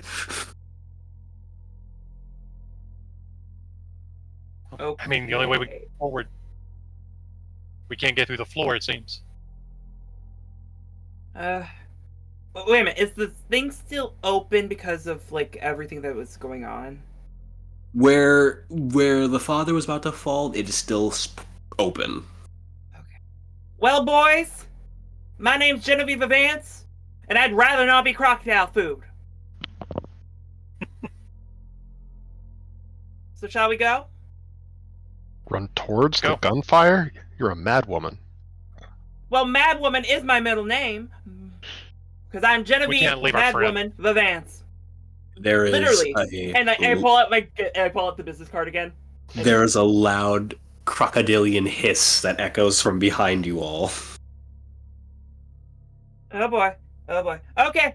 We're going down the hole now. Okay, y'all? Okay, Yep. everyone? I'm jumping. Yeah, I go in. I jump in too. Between seeing his companions go down the hole and not relishing being alone with the crocodile, Gregory is he's not thrilled, but he is the last down the chute.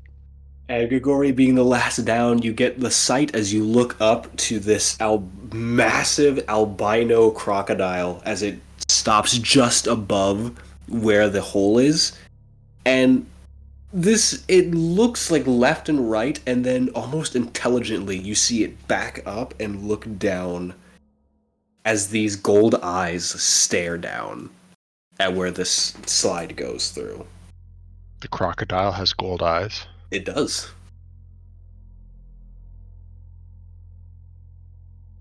As the three of you continue to descend, cutting back to Bertrand, you see the mummy keep looking towards you, and then its head lifts up, its eyes tracking where one of the tunnels goes. It takes a step back, and it like taps where its tongue is, or where its tongue should be, looks to where it seems to be hearing something, and it starts to slowly vanish into the sand as if it is just being absorbed by it. So I don't know if I don't know what's going on above me, and really he wouldn't, or I wouldn't care at this point. And leaving the flashlight, because the flashlight's like closer to that than I am, and so I'm not gonna go get it. But I've been like trying to like push my way back up the slide. So depending on which slide they're coming down, just as Yeah, you know, Vivance, that as bit you of are coming information. down first, your feet just like drop kick the back of Bertrand's spine and just send both of you just into the sand. The other two following behind.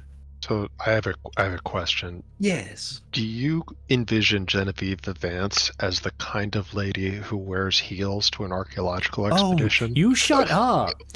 You shut up. I thought Is the a- mummy was is a- horrifying. Great question. A 1920s reporter? Absolutely. Right. Absolutely. She wears heels. Just And so how much piercing damage do I take? It's a bad day to be Bertrand. Right. as someone that now suffers from chronic back pain because of doing pro wrestling for a few years, that's never Right. never going away. That's just there forever now. That's just I wake up in the morning and take pain pills for something that I can't fix anymore kind of thing.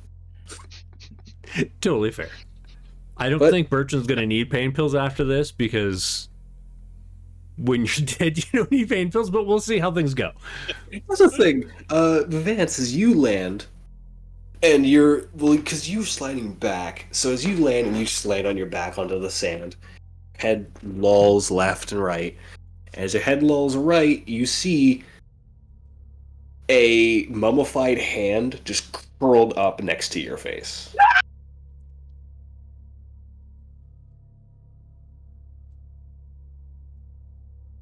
Have the others I'm gonna be landed the yet? screen queen of this discussion. The others have landed. Yes.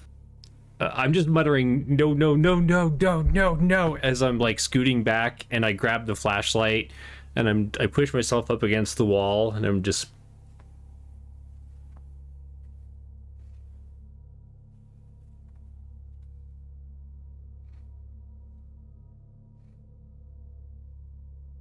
There is still Are you okay, there's this lingering. Your thing is still going. This tunnel, this little area, seems to have the most potent of that strange miasmic hatred, but you can actually see almost like physicality of it moving under the sand like a snake.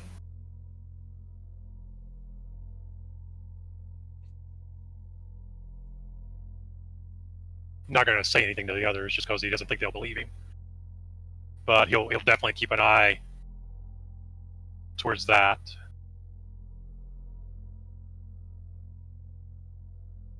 Where did it go? Where'd what go? The man. There was a thing. There was a man thing. Where did it go? I don't know. There was a crocodile where we were. Miss Vivance, are you still laying on the ground? I got up as soon as I saw the hand. I shot up. Okay, good. Yeah, no. Besides, I'm wearing a dress. I'm not going to be indecent in front of a man. That's what we're worrying about today. Right. Exactly. Indecency. Not the fact that there's a snake mummy thing in the ground. It's just indecency. What were you shooting at, Mr. Hornsworth? There was a thing. I told you there was a person, but it wasn't a person. It was like, it was hard. It was like it wasn't. You know, it was nothing. It was probably just a hallucination. There's probably some kind of chemicals down here that are affecting my mind. Perhaps. I'd like everyone I believe here to roll me a d10. All right. Can we add Whoever anything gets to it? no, whoever gets the lowest, I'm sorry. It's gonna be Bertrand again, I have a feeling. That would be a 10. 5 for Grigory. Yeah, got a that's Bertrand. 10.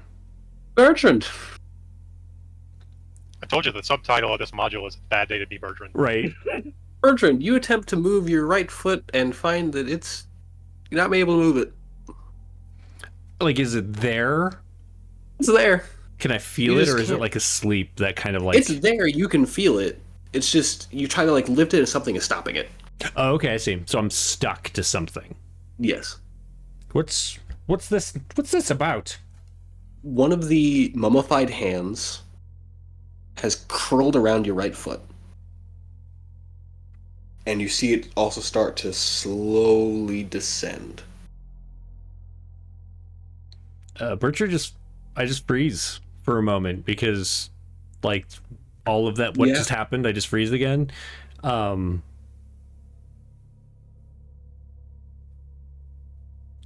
then I look at everyone, and there's definitely like this panic in my eyes that as I'm like, I seem to have snagged myself on this hand that is sinking into the sand. Could someone help me? Let me help you with that. We'll reach over, try to pull him over, or pull him out. Oh, there. You reach over and you feel your body. In your left foot. You look, and one of the hands is curled around your ankle. Okay. Grigori, in a similar fashion, as you attempt to move, find your right foot as it like lifts up, but the toe of your foot is caught by one of the hands as well. Genevieve, you are alone in the not being pulled by something.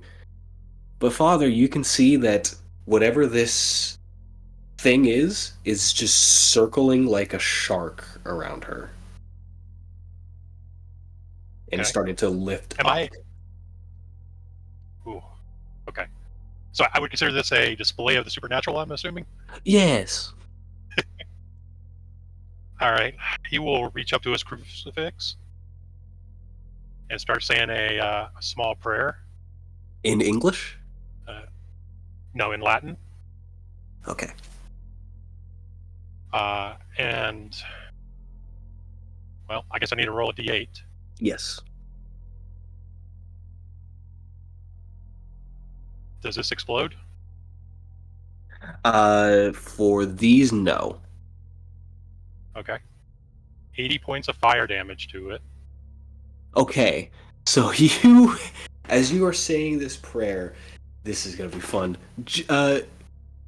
Miss Vivance, this thing pushes out of the ground like a shark going after a seal as you see this mummified corpse of a woman reach out and just nearing your mouth as it assumes you're going to scream, and then immediately it jumps back into the sand as you see its body combust into flame.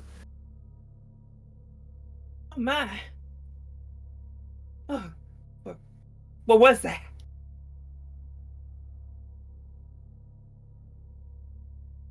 It was. And he seems like super tired at this point. I don't know if he's still getting drugged down, but he's probably dropping to one knee. You are still It's- being dragged down. These things are still Okay. slowly pulling you all. You hear like the I think that was jingling 20. of me emptying my pistol, like my revolver, and reloading it. Grigory is genuinely impressed with Father Akel's display of divine power, but even so, his immediate concern is trying to kick off or crush this hand to try to get himself back on solid ground. Question: am I still being circled around by whatever is, or did that? As far as Father as you see, because just looking down, it seems to be wherever this sand pit is. It's moving away from it, and you see it head towards the northern wall, and then it just keeps going. Equally, all of you hear this as the northern portion of the wall opens and starts to slide down as these mummified hands uncurl like the reverse of a monkey's paw, letting you all go. Awesome. I was just taking aim at your foot, Father, to try and shoot the hand that was holding you. I think it's gone for now. Um, He seems like totally tired, wiped out. Well, we can't exactly go back up because there's a Make sure. crocodile.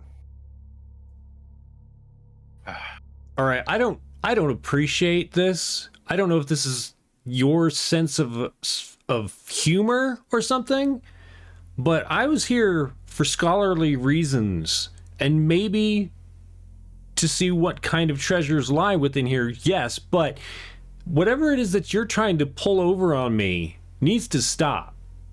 Exactly. Your pyrotechnics that are going off and whoever these people are that you have in here that you're trying to scare me with, you need to knock this off.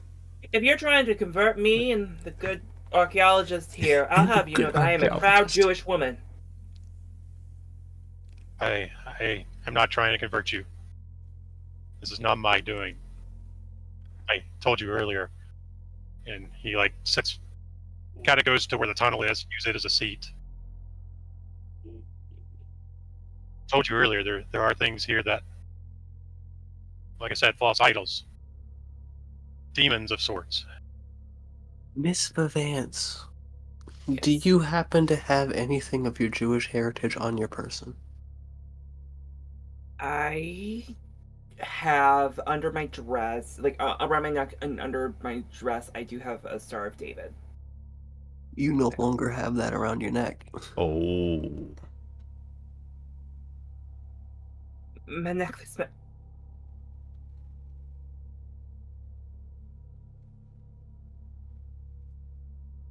My necklace is gone. I think your necklace is the least of our concerns at the moment. Miss Vivance, we will try and find your necklace at some other time. Let's just get out of here. You don't understand. It's my Star of David.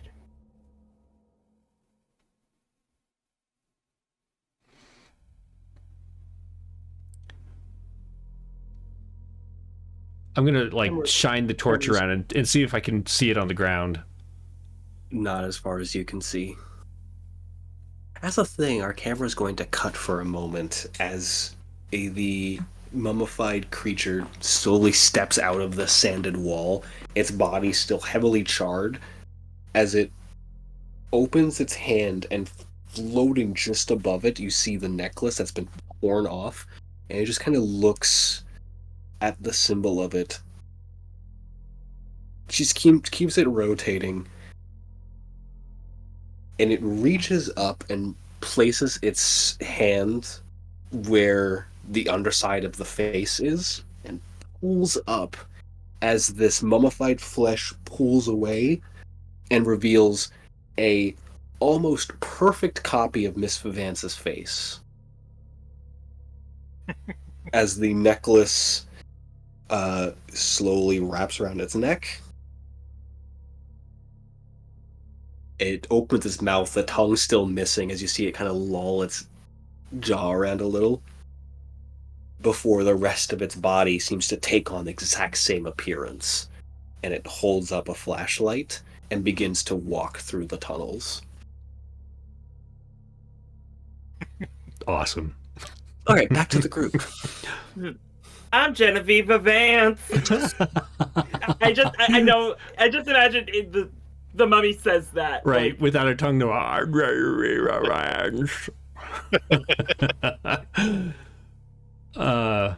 He goes, "Would he get a job?" I'm just glaring at mostly Father Akil. I'm not totally sure what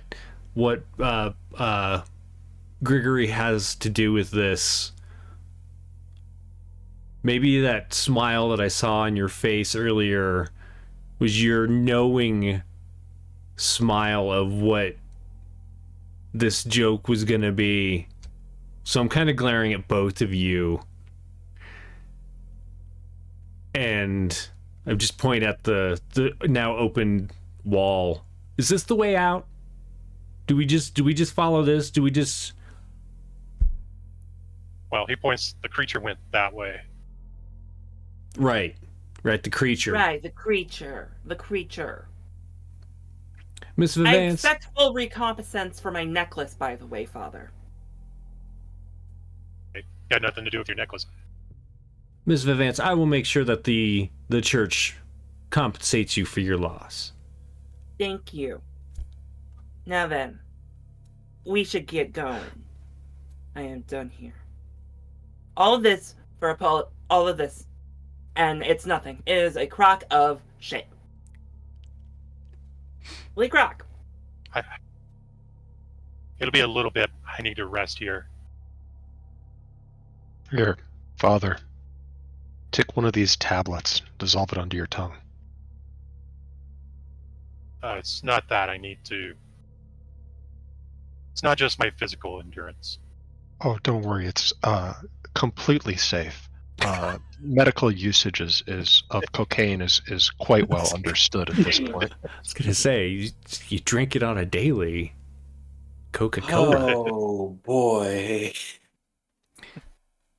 All right. I mean, I'll let you do it if you want. It's Excuse me He's while not I trying to wipe my recover face from with my ulcer. asbestos makeup wipe.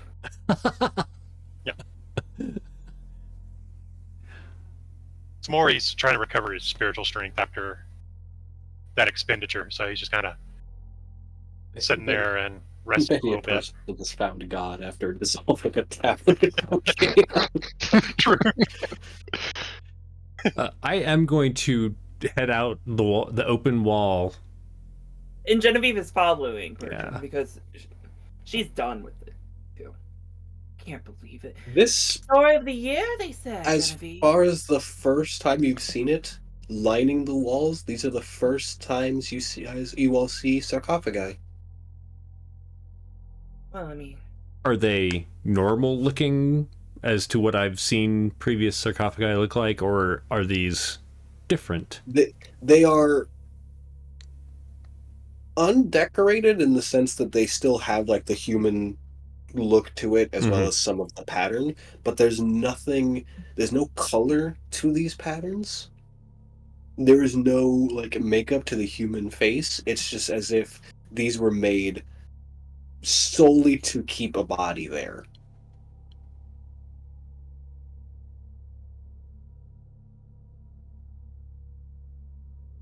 I Mother do, Eagle will get up after about 5 minutes.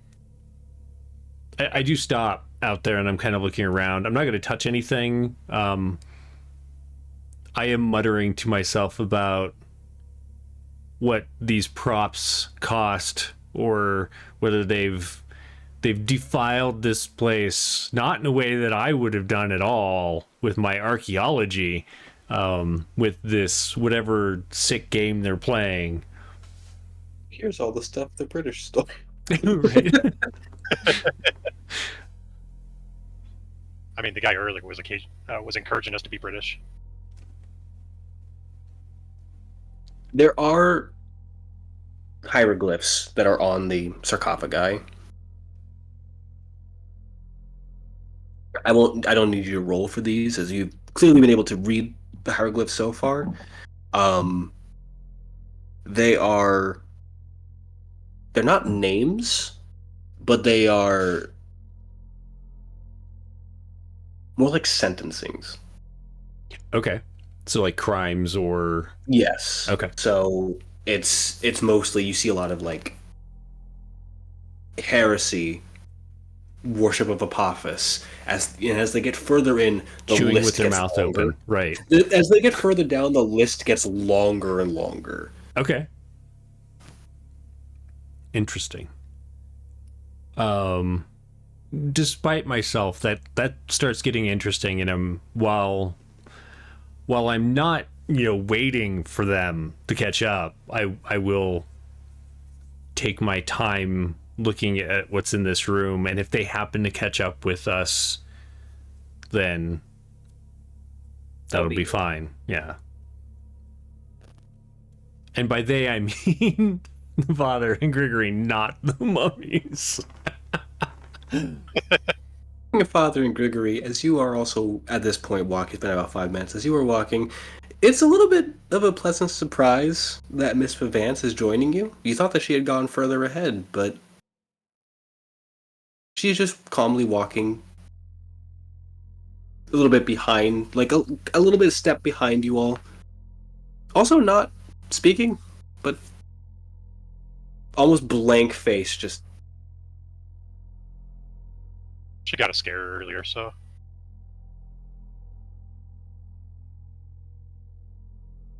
Miss Vance, while you're beside Bertrand, what are you doing at this time? I'm looking around myself. Obviously, like, you know,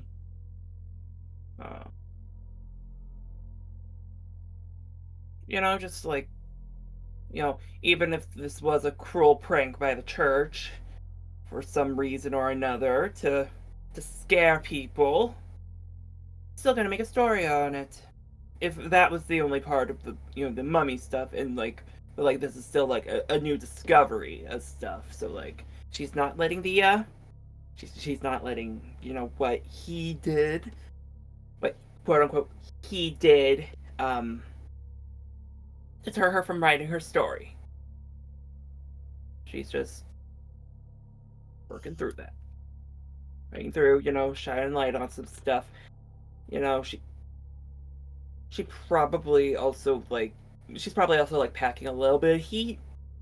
Like in the same pocket that she has her business cards that say "I'm Genevieve Vance." She has like a little snub-nosed revolver. Like because she's a lady in the 20s. If something happens, I need to protect myself because I'm Genevieve Vance. The Miss Vance that is with Grigory and Father turns and starts to go down a hallway that you all didn't seem to see initially. No, I think What have you are we found able to there, see their Miss live- Vance? She doesn't respond. She just continues to walk down the hall, just shining the light slowly, like up and down. Not really looking where she's shining the light, but just the motion of looking with the light. Are you looking for something? You see her just kind of stop and place a hand on the wall, and just kind of slide it down, and then press into something, and part of the wall on the left of her starts to slide open. What do we see inside? It seems to be just another longer hall with statues of seated beings with snake-like heads, just lining that wall that head down to a deeper hall. I'll call out to Bertrand. Bertrand, over here. Genevieve has found something.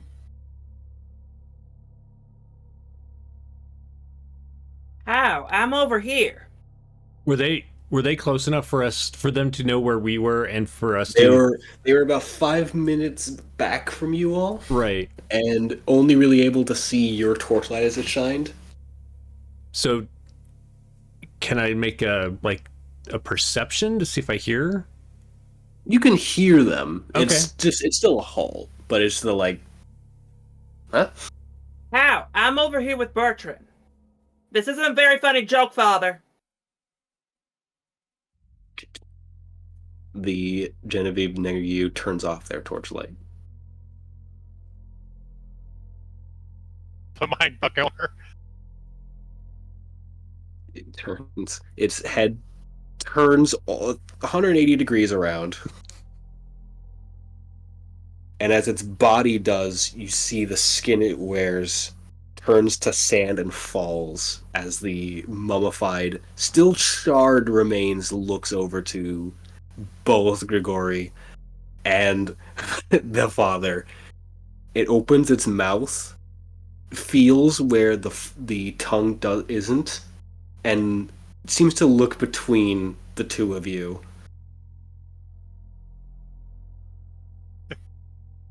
It's gonna focus on you because you heard it.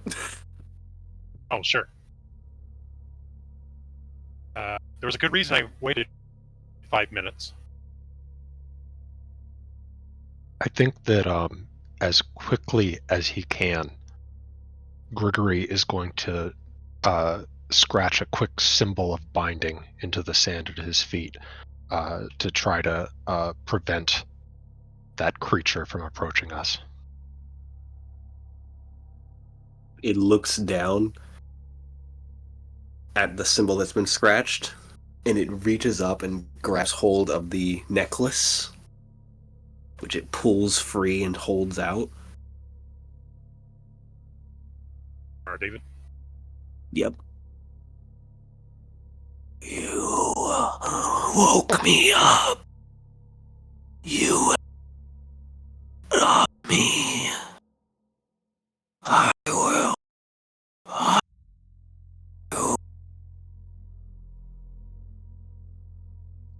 Sorry, what was the end of that? Because it broke up. I will. Yeah. I will find you. Nice.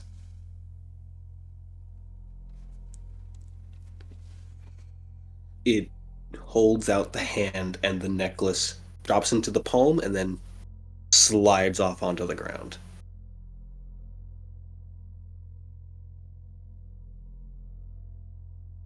I am Nephtet. She's Nephtet.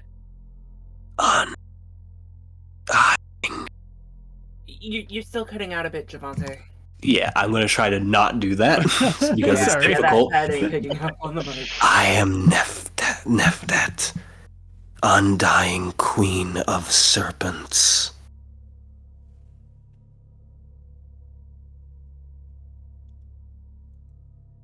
Should be okay, right?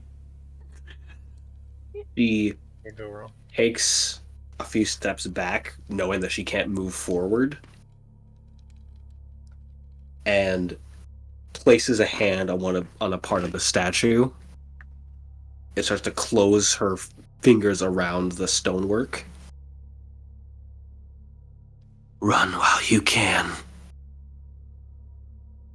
There is no place in this world or the next that I will not find you.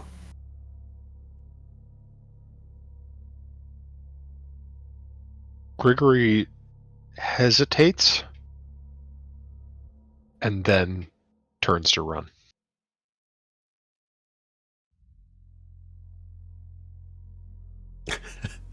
You're on your phone. You're on your own, Father. Late. Is his symbol still there on the ground? Yeah, but without him pouring the fact that he has to be there to help keep the magic going, it's about as useful as most other things. Okay, I will be running then as well. Did you at least grab my necklace? For it. Genevieve pants. Go back for the necklace. No, She's that gonna be that picking necklace is staying right where it got dropped. As her But where's the line? hand finally fully closes around the statue, the rest of the group, the two of them, you see them running to catch up. There's a bit of a rumble in the pyramid itself. The sudden appearance of them, I do whip around with the gun, and it is shaking as much as I am trying to put up a brave face. And I point it in your direction. Oh, you too, I swear. At the moment that he sees a gun pointed at him, Gregory hits the deck. He is on the ground. I'll once I realize you are not some imaginary creature, not a obviously real creature that was in that room, not at all. Not at all. I pointed away from you. I keep moving past him. Yeah, as you keep running, and you point the gun away, that rumbling, you start to realize it's rumbling because something large has moved, and there is this subdued quiet before, from that hall that she had turned in, a much larger hand grabs hold of the wall and pulls free, as you see the same being from upper body, and as it pulls free, you see from its almost sticking out of the tongue of a massive cobra-like serpent that peers its head around as well, and her golden eyes lock on to Miss Vivance. Its mouth opens to, again, the lack of tongue, and it lunges out of the hall as the serpent begins to also follow the same motion towards all of you. I pull out my gun. Making a stand. So Miss Vivance is pulling out the gun. What are the other two of you doing? Because we know that the father's running. I think Grigory is scrambling to his feet and probably following Father Akel. I have my gun up and I'm running too. No need to just stand in one place and die. You need to run. I'm gonna make a fear check. Go ahead.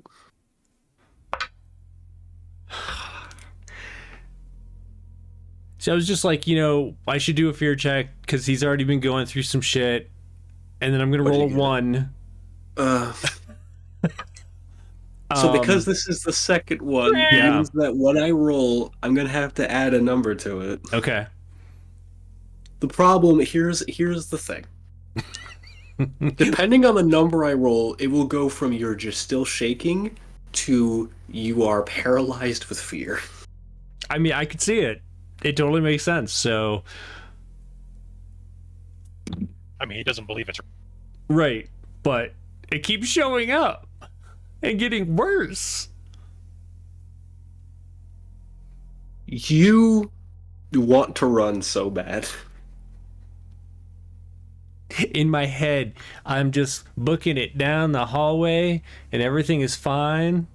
Your legs are just not moving. It's not even a shaking. It's just genuine paralysis of fear. Could I, as Genevieve Vivance, grab his arm and pull him to run? You would give me a strength check.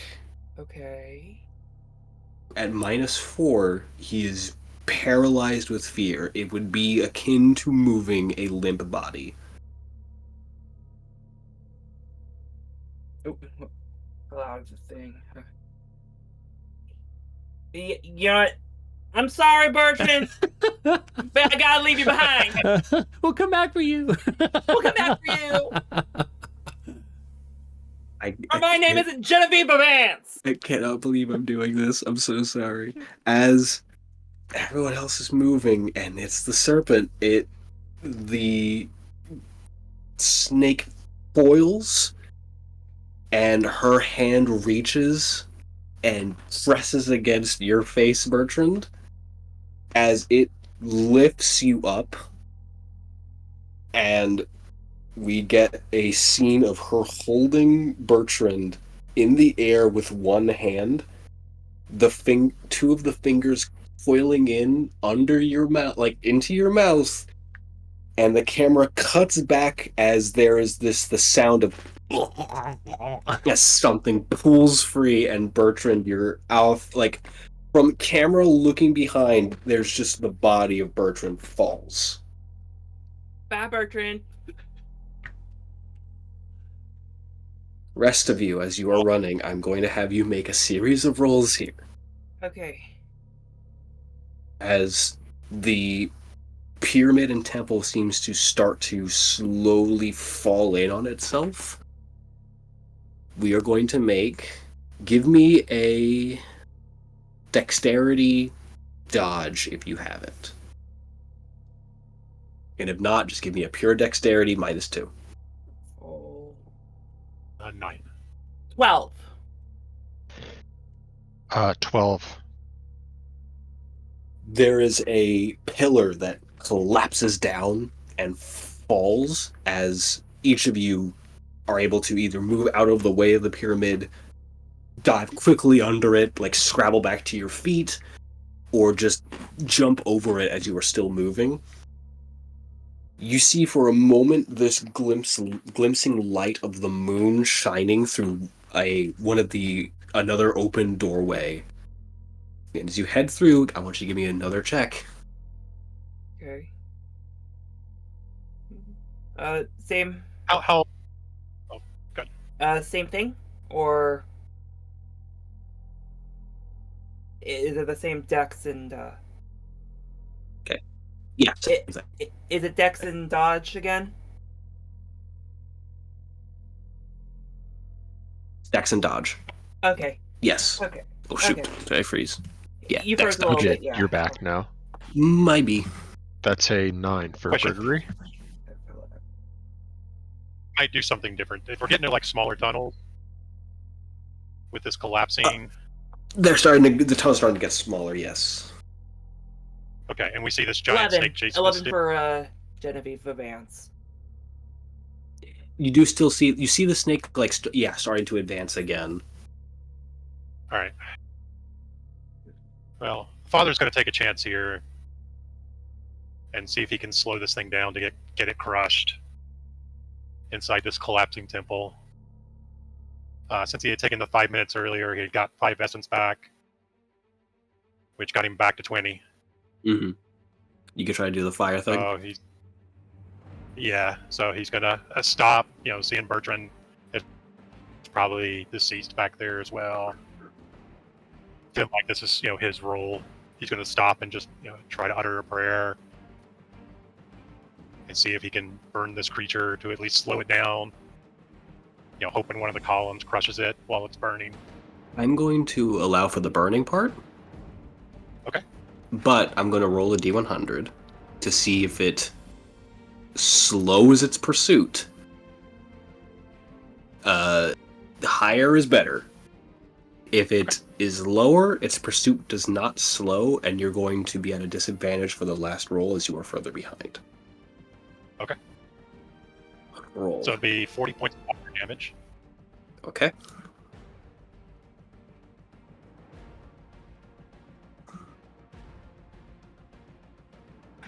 There's this burst of holy flame, and you see it. The serpent, still on fire, crashes through that fallen pillar. Its mouth closed. As it reopens, you see her. Just almost looks pleased, and it's still moving at the same pace. Okay. I rolled a 1 on a D100. Oh. Wow. Oh, wow. One last dexterity dodge check as the door to the temple, you see that starting to collapse and close. Everyone but Father, roll me that same dodge dex with -2. Father, you're going to roll me with a -4. You are the furthest behind. Yep. Move that fell out of the tray. Dirty 10 for Gregory. You say a 5? He Okay. failed. That fell out of the. Again. Looks like I'm going to have a roomie. 10. 10. I got a dirty 10. Miss Vance and Grigori, as you are going through, Grigori, you get through first, and you see they start to close. And Miss Vance, you just do the Indiana Jones style slide under just before, and you reach in and grab your hat. Mm-hmm. But you look back to see as the father heads forward, his hand reaches out, and the door closes, and his hand hits the wall right before. No! No!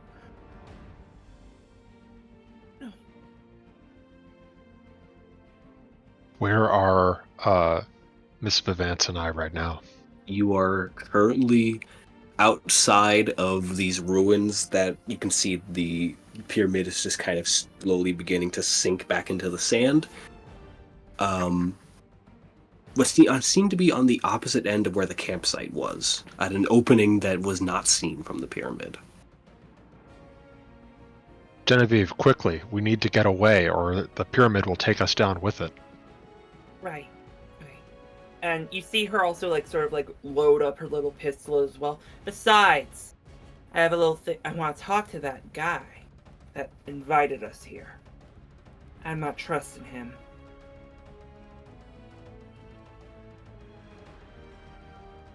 We're going to jump back to you in a moment, Father. As a group of you, are you going to head back around to the campsite?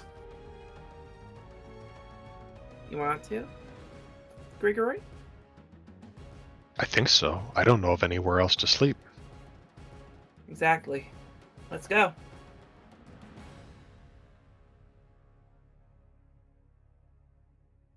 At the campsite, still seated in the same position, you see the same figure, just kind of head down, heavy clothes pulled over, seemingly asleep. I cock the revolver and I point it right at his head. He does not respond. Wake up. Genevieve, what are you doing? He sent us here! Because of him, Bertrand and the father are most likely dead. Wake up! We were dying to come here. This was the opportunity of a lifetime. Yeah, well now we're two dead and there's a fucking snake lady in the pyramid. He should have told us. Wake up! Okay, so you hit him with the pistol and he falls to the side as he hits, and you see a series of scorpions crawling out of the clothing, which slowly deflates down. A piece of paper carried by one of the scorpions, which is deposited as it slides back into the sand. I pick it up. Just written in carefully written English.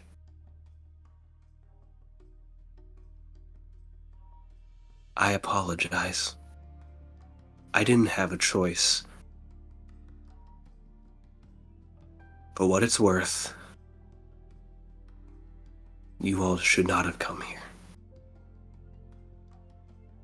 And cutting back to the temple, which is the torchlights slowly beginning to go out, the serpent has stopped and you see her body kind of pulling out of where the snake's tongue was, reforming back into the legs as she starts to walk over towards you. You see her open her mouth, this new tongue that's been placed inside just lulls for a moment before... If it is any consolation, that hurt. Hell will hurt even worse when you go. You know nothing of hell. But perhaps I can show you a glimpse as her hands extend and the lights all around go dark, the camera focusing in on the blazing golden eyes that she has as credits roll.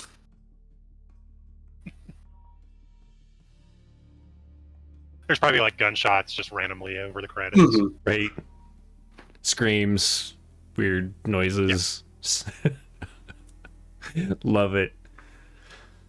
For a little while there, I thought Bertrand might not be the first or whatever did I, and then no. Yeah. You know, Things You went had sideways. no luck rolls, man. Right. it's the rolls. It's the rolls, exactly. I love the dice. They were just like, hey, we're new dice. We're going to start off good. We're going to be like, hey, here's some 10s for you. What do you think? 1, 2, 1. Ah! Fun times. Thank you really so hoping the much. What's that? I was gonna get her. I was This really was hoping so the holy much fire. fun. And thank Right. you again. And hey, you know what? With this, At least I now have a recurring character for whenever we do modernish campaigns set in the 20s. Nice, nice. Sequel bait, as I like to call it. Yes, a good little bit of sequel. She still has your necklace, because nobody went back to retrieve it. True. True. Awesome. Why don't we do Make a 19 version. right? Why don't we do a round of outros and we'll call it good for the evening. Awesome. Nice. We'll start. Let's start back from the order that we went through. Except for me, I want to go last again. But That's fair. What was the other order? Do I go? I went first last time. Okay. you went first I'll last go time, last. so you be Jeremy. You be going Sure. first. Hey, I'm Jeremy. You can find me here. Let me share some information in chat. I have to just spell my name correctly. You can find me on most social medias at WHPubs. What do we have coming up? Let's see. This is Saturday. So Monday, I'll be here for Miniature Mondays at 3 p.m. Yeah. And then next Wednesday, we actually usually have Ystera, and that's going to be off for this week. But then the following week, I should have had my calendar up. Holiday Heist, two-parter. Is that next? So the following Wednesday is the holiday heist, but right. So on the 9th, we have the final episode of Index Card RPG Far From Home. And then on the 13th, the holiday heist starts at 7 p.m. Eastern. It's a two-parter on the 13th and 20th. On the 16th, we have so much stuff going on. There's Haven Candlelight at noon. Well, that's noon my time, 2 p.m. Eastern. And then at 9 p.m. Is Star Trek Adventures, Far From Home finale. And then on the 17th, we have Elves Die Hard. So there's a lot of fun stuff coming up in the next couple of weeks. I hope you'll follow us on the social media and come join us and chat while we stream. If you do miss them, they are on YouTube at the link that I am putting into the chat right now. Awesome. So there's that. Why don't we go to, I think it would be Ed? Sure. Yeah. So my name's Ed. I stream on Twitch at Neuromaster. Probably the next time you're likely to see me here on Wanderer's Haven is actually on the 16th, when I'm really looking forward to playing in the Candlelight game. Make sure to stop by and check that out, because I'm really looking forward to it. And Nice. You should too. This evening has been an absolute blast. Javante, thanks so much for making this a really memorable adventure. And I had a great time. Who's up next? I think that would... Oh, go ahead. That'd be Glass Jaws. Yep. Yeah, I'm Glassjaws, or Jason if you want to call me that. Either one. I'm the Dead Priest. Had a ton of fun. Appreciate it. I'll be back here actually for the Holiday Heist two-parter. Nice. So it'll be a lot of fun. See what we're going to steal, or what we're going to try to steal. Love the new, I'm sure it's not new going to background. go well. Oh yeah, I had to, make it appropriate to it. I'm sure You don't know if you're dead yet. That's for the sequel. That's Right, for the right. Christmas Oh, yeah. 2. If there's no body, I don't there's think I no made it proof out. that you died. So, Yeah. And last but not Or I'm undead, least, one or the Joe, tell us all about yourself. I am Joe, Sweetly Joe on Twitter. I don't really do much. This was my first time here. I wanted to thank you guys again for making me feel welcome here at Wanderer's Haven. I almost said heaven. but yeah, I hope to join in on a few more games. Nice. Hopefully within the new year, we're probably going to be playing Medjai Knight's Awakening, which I am excited about. I am excited to see that. So, yeah.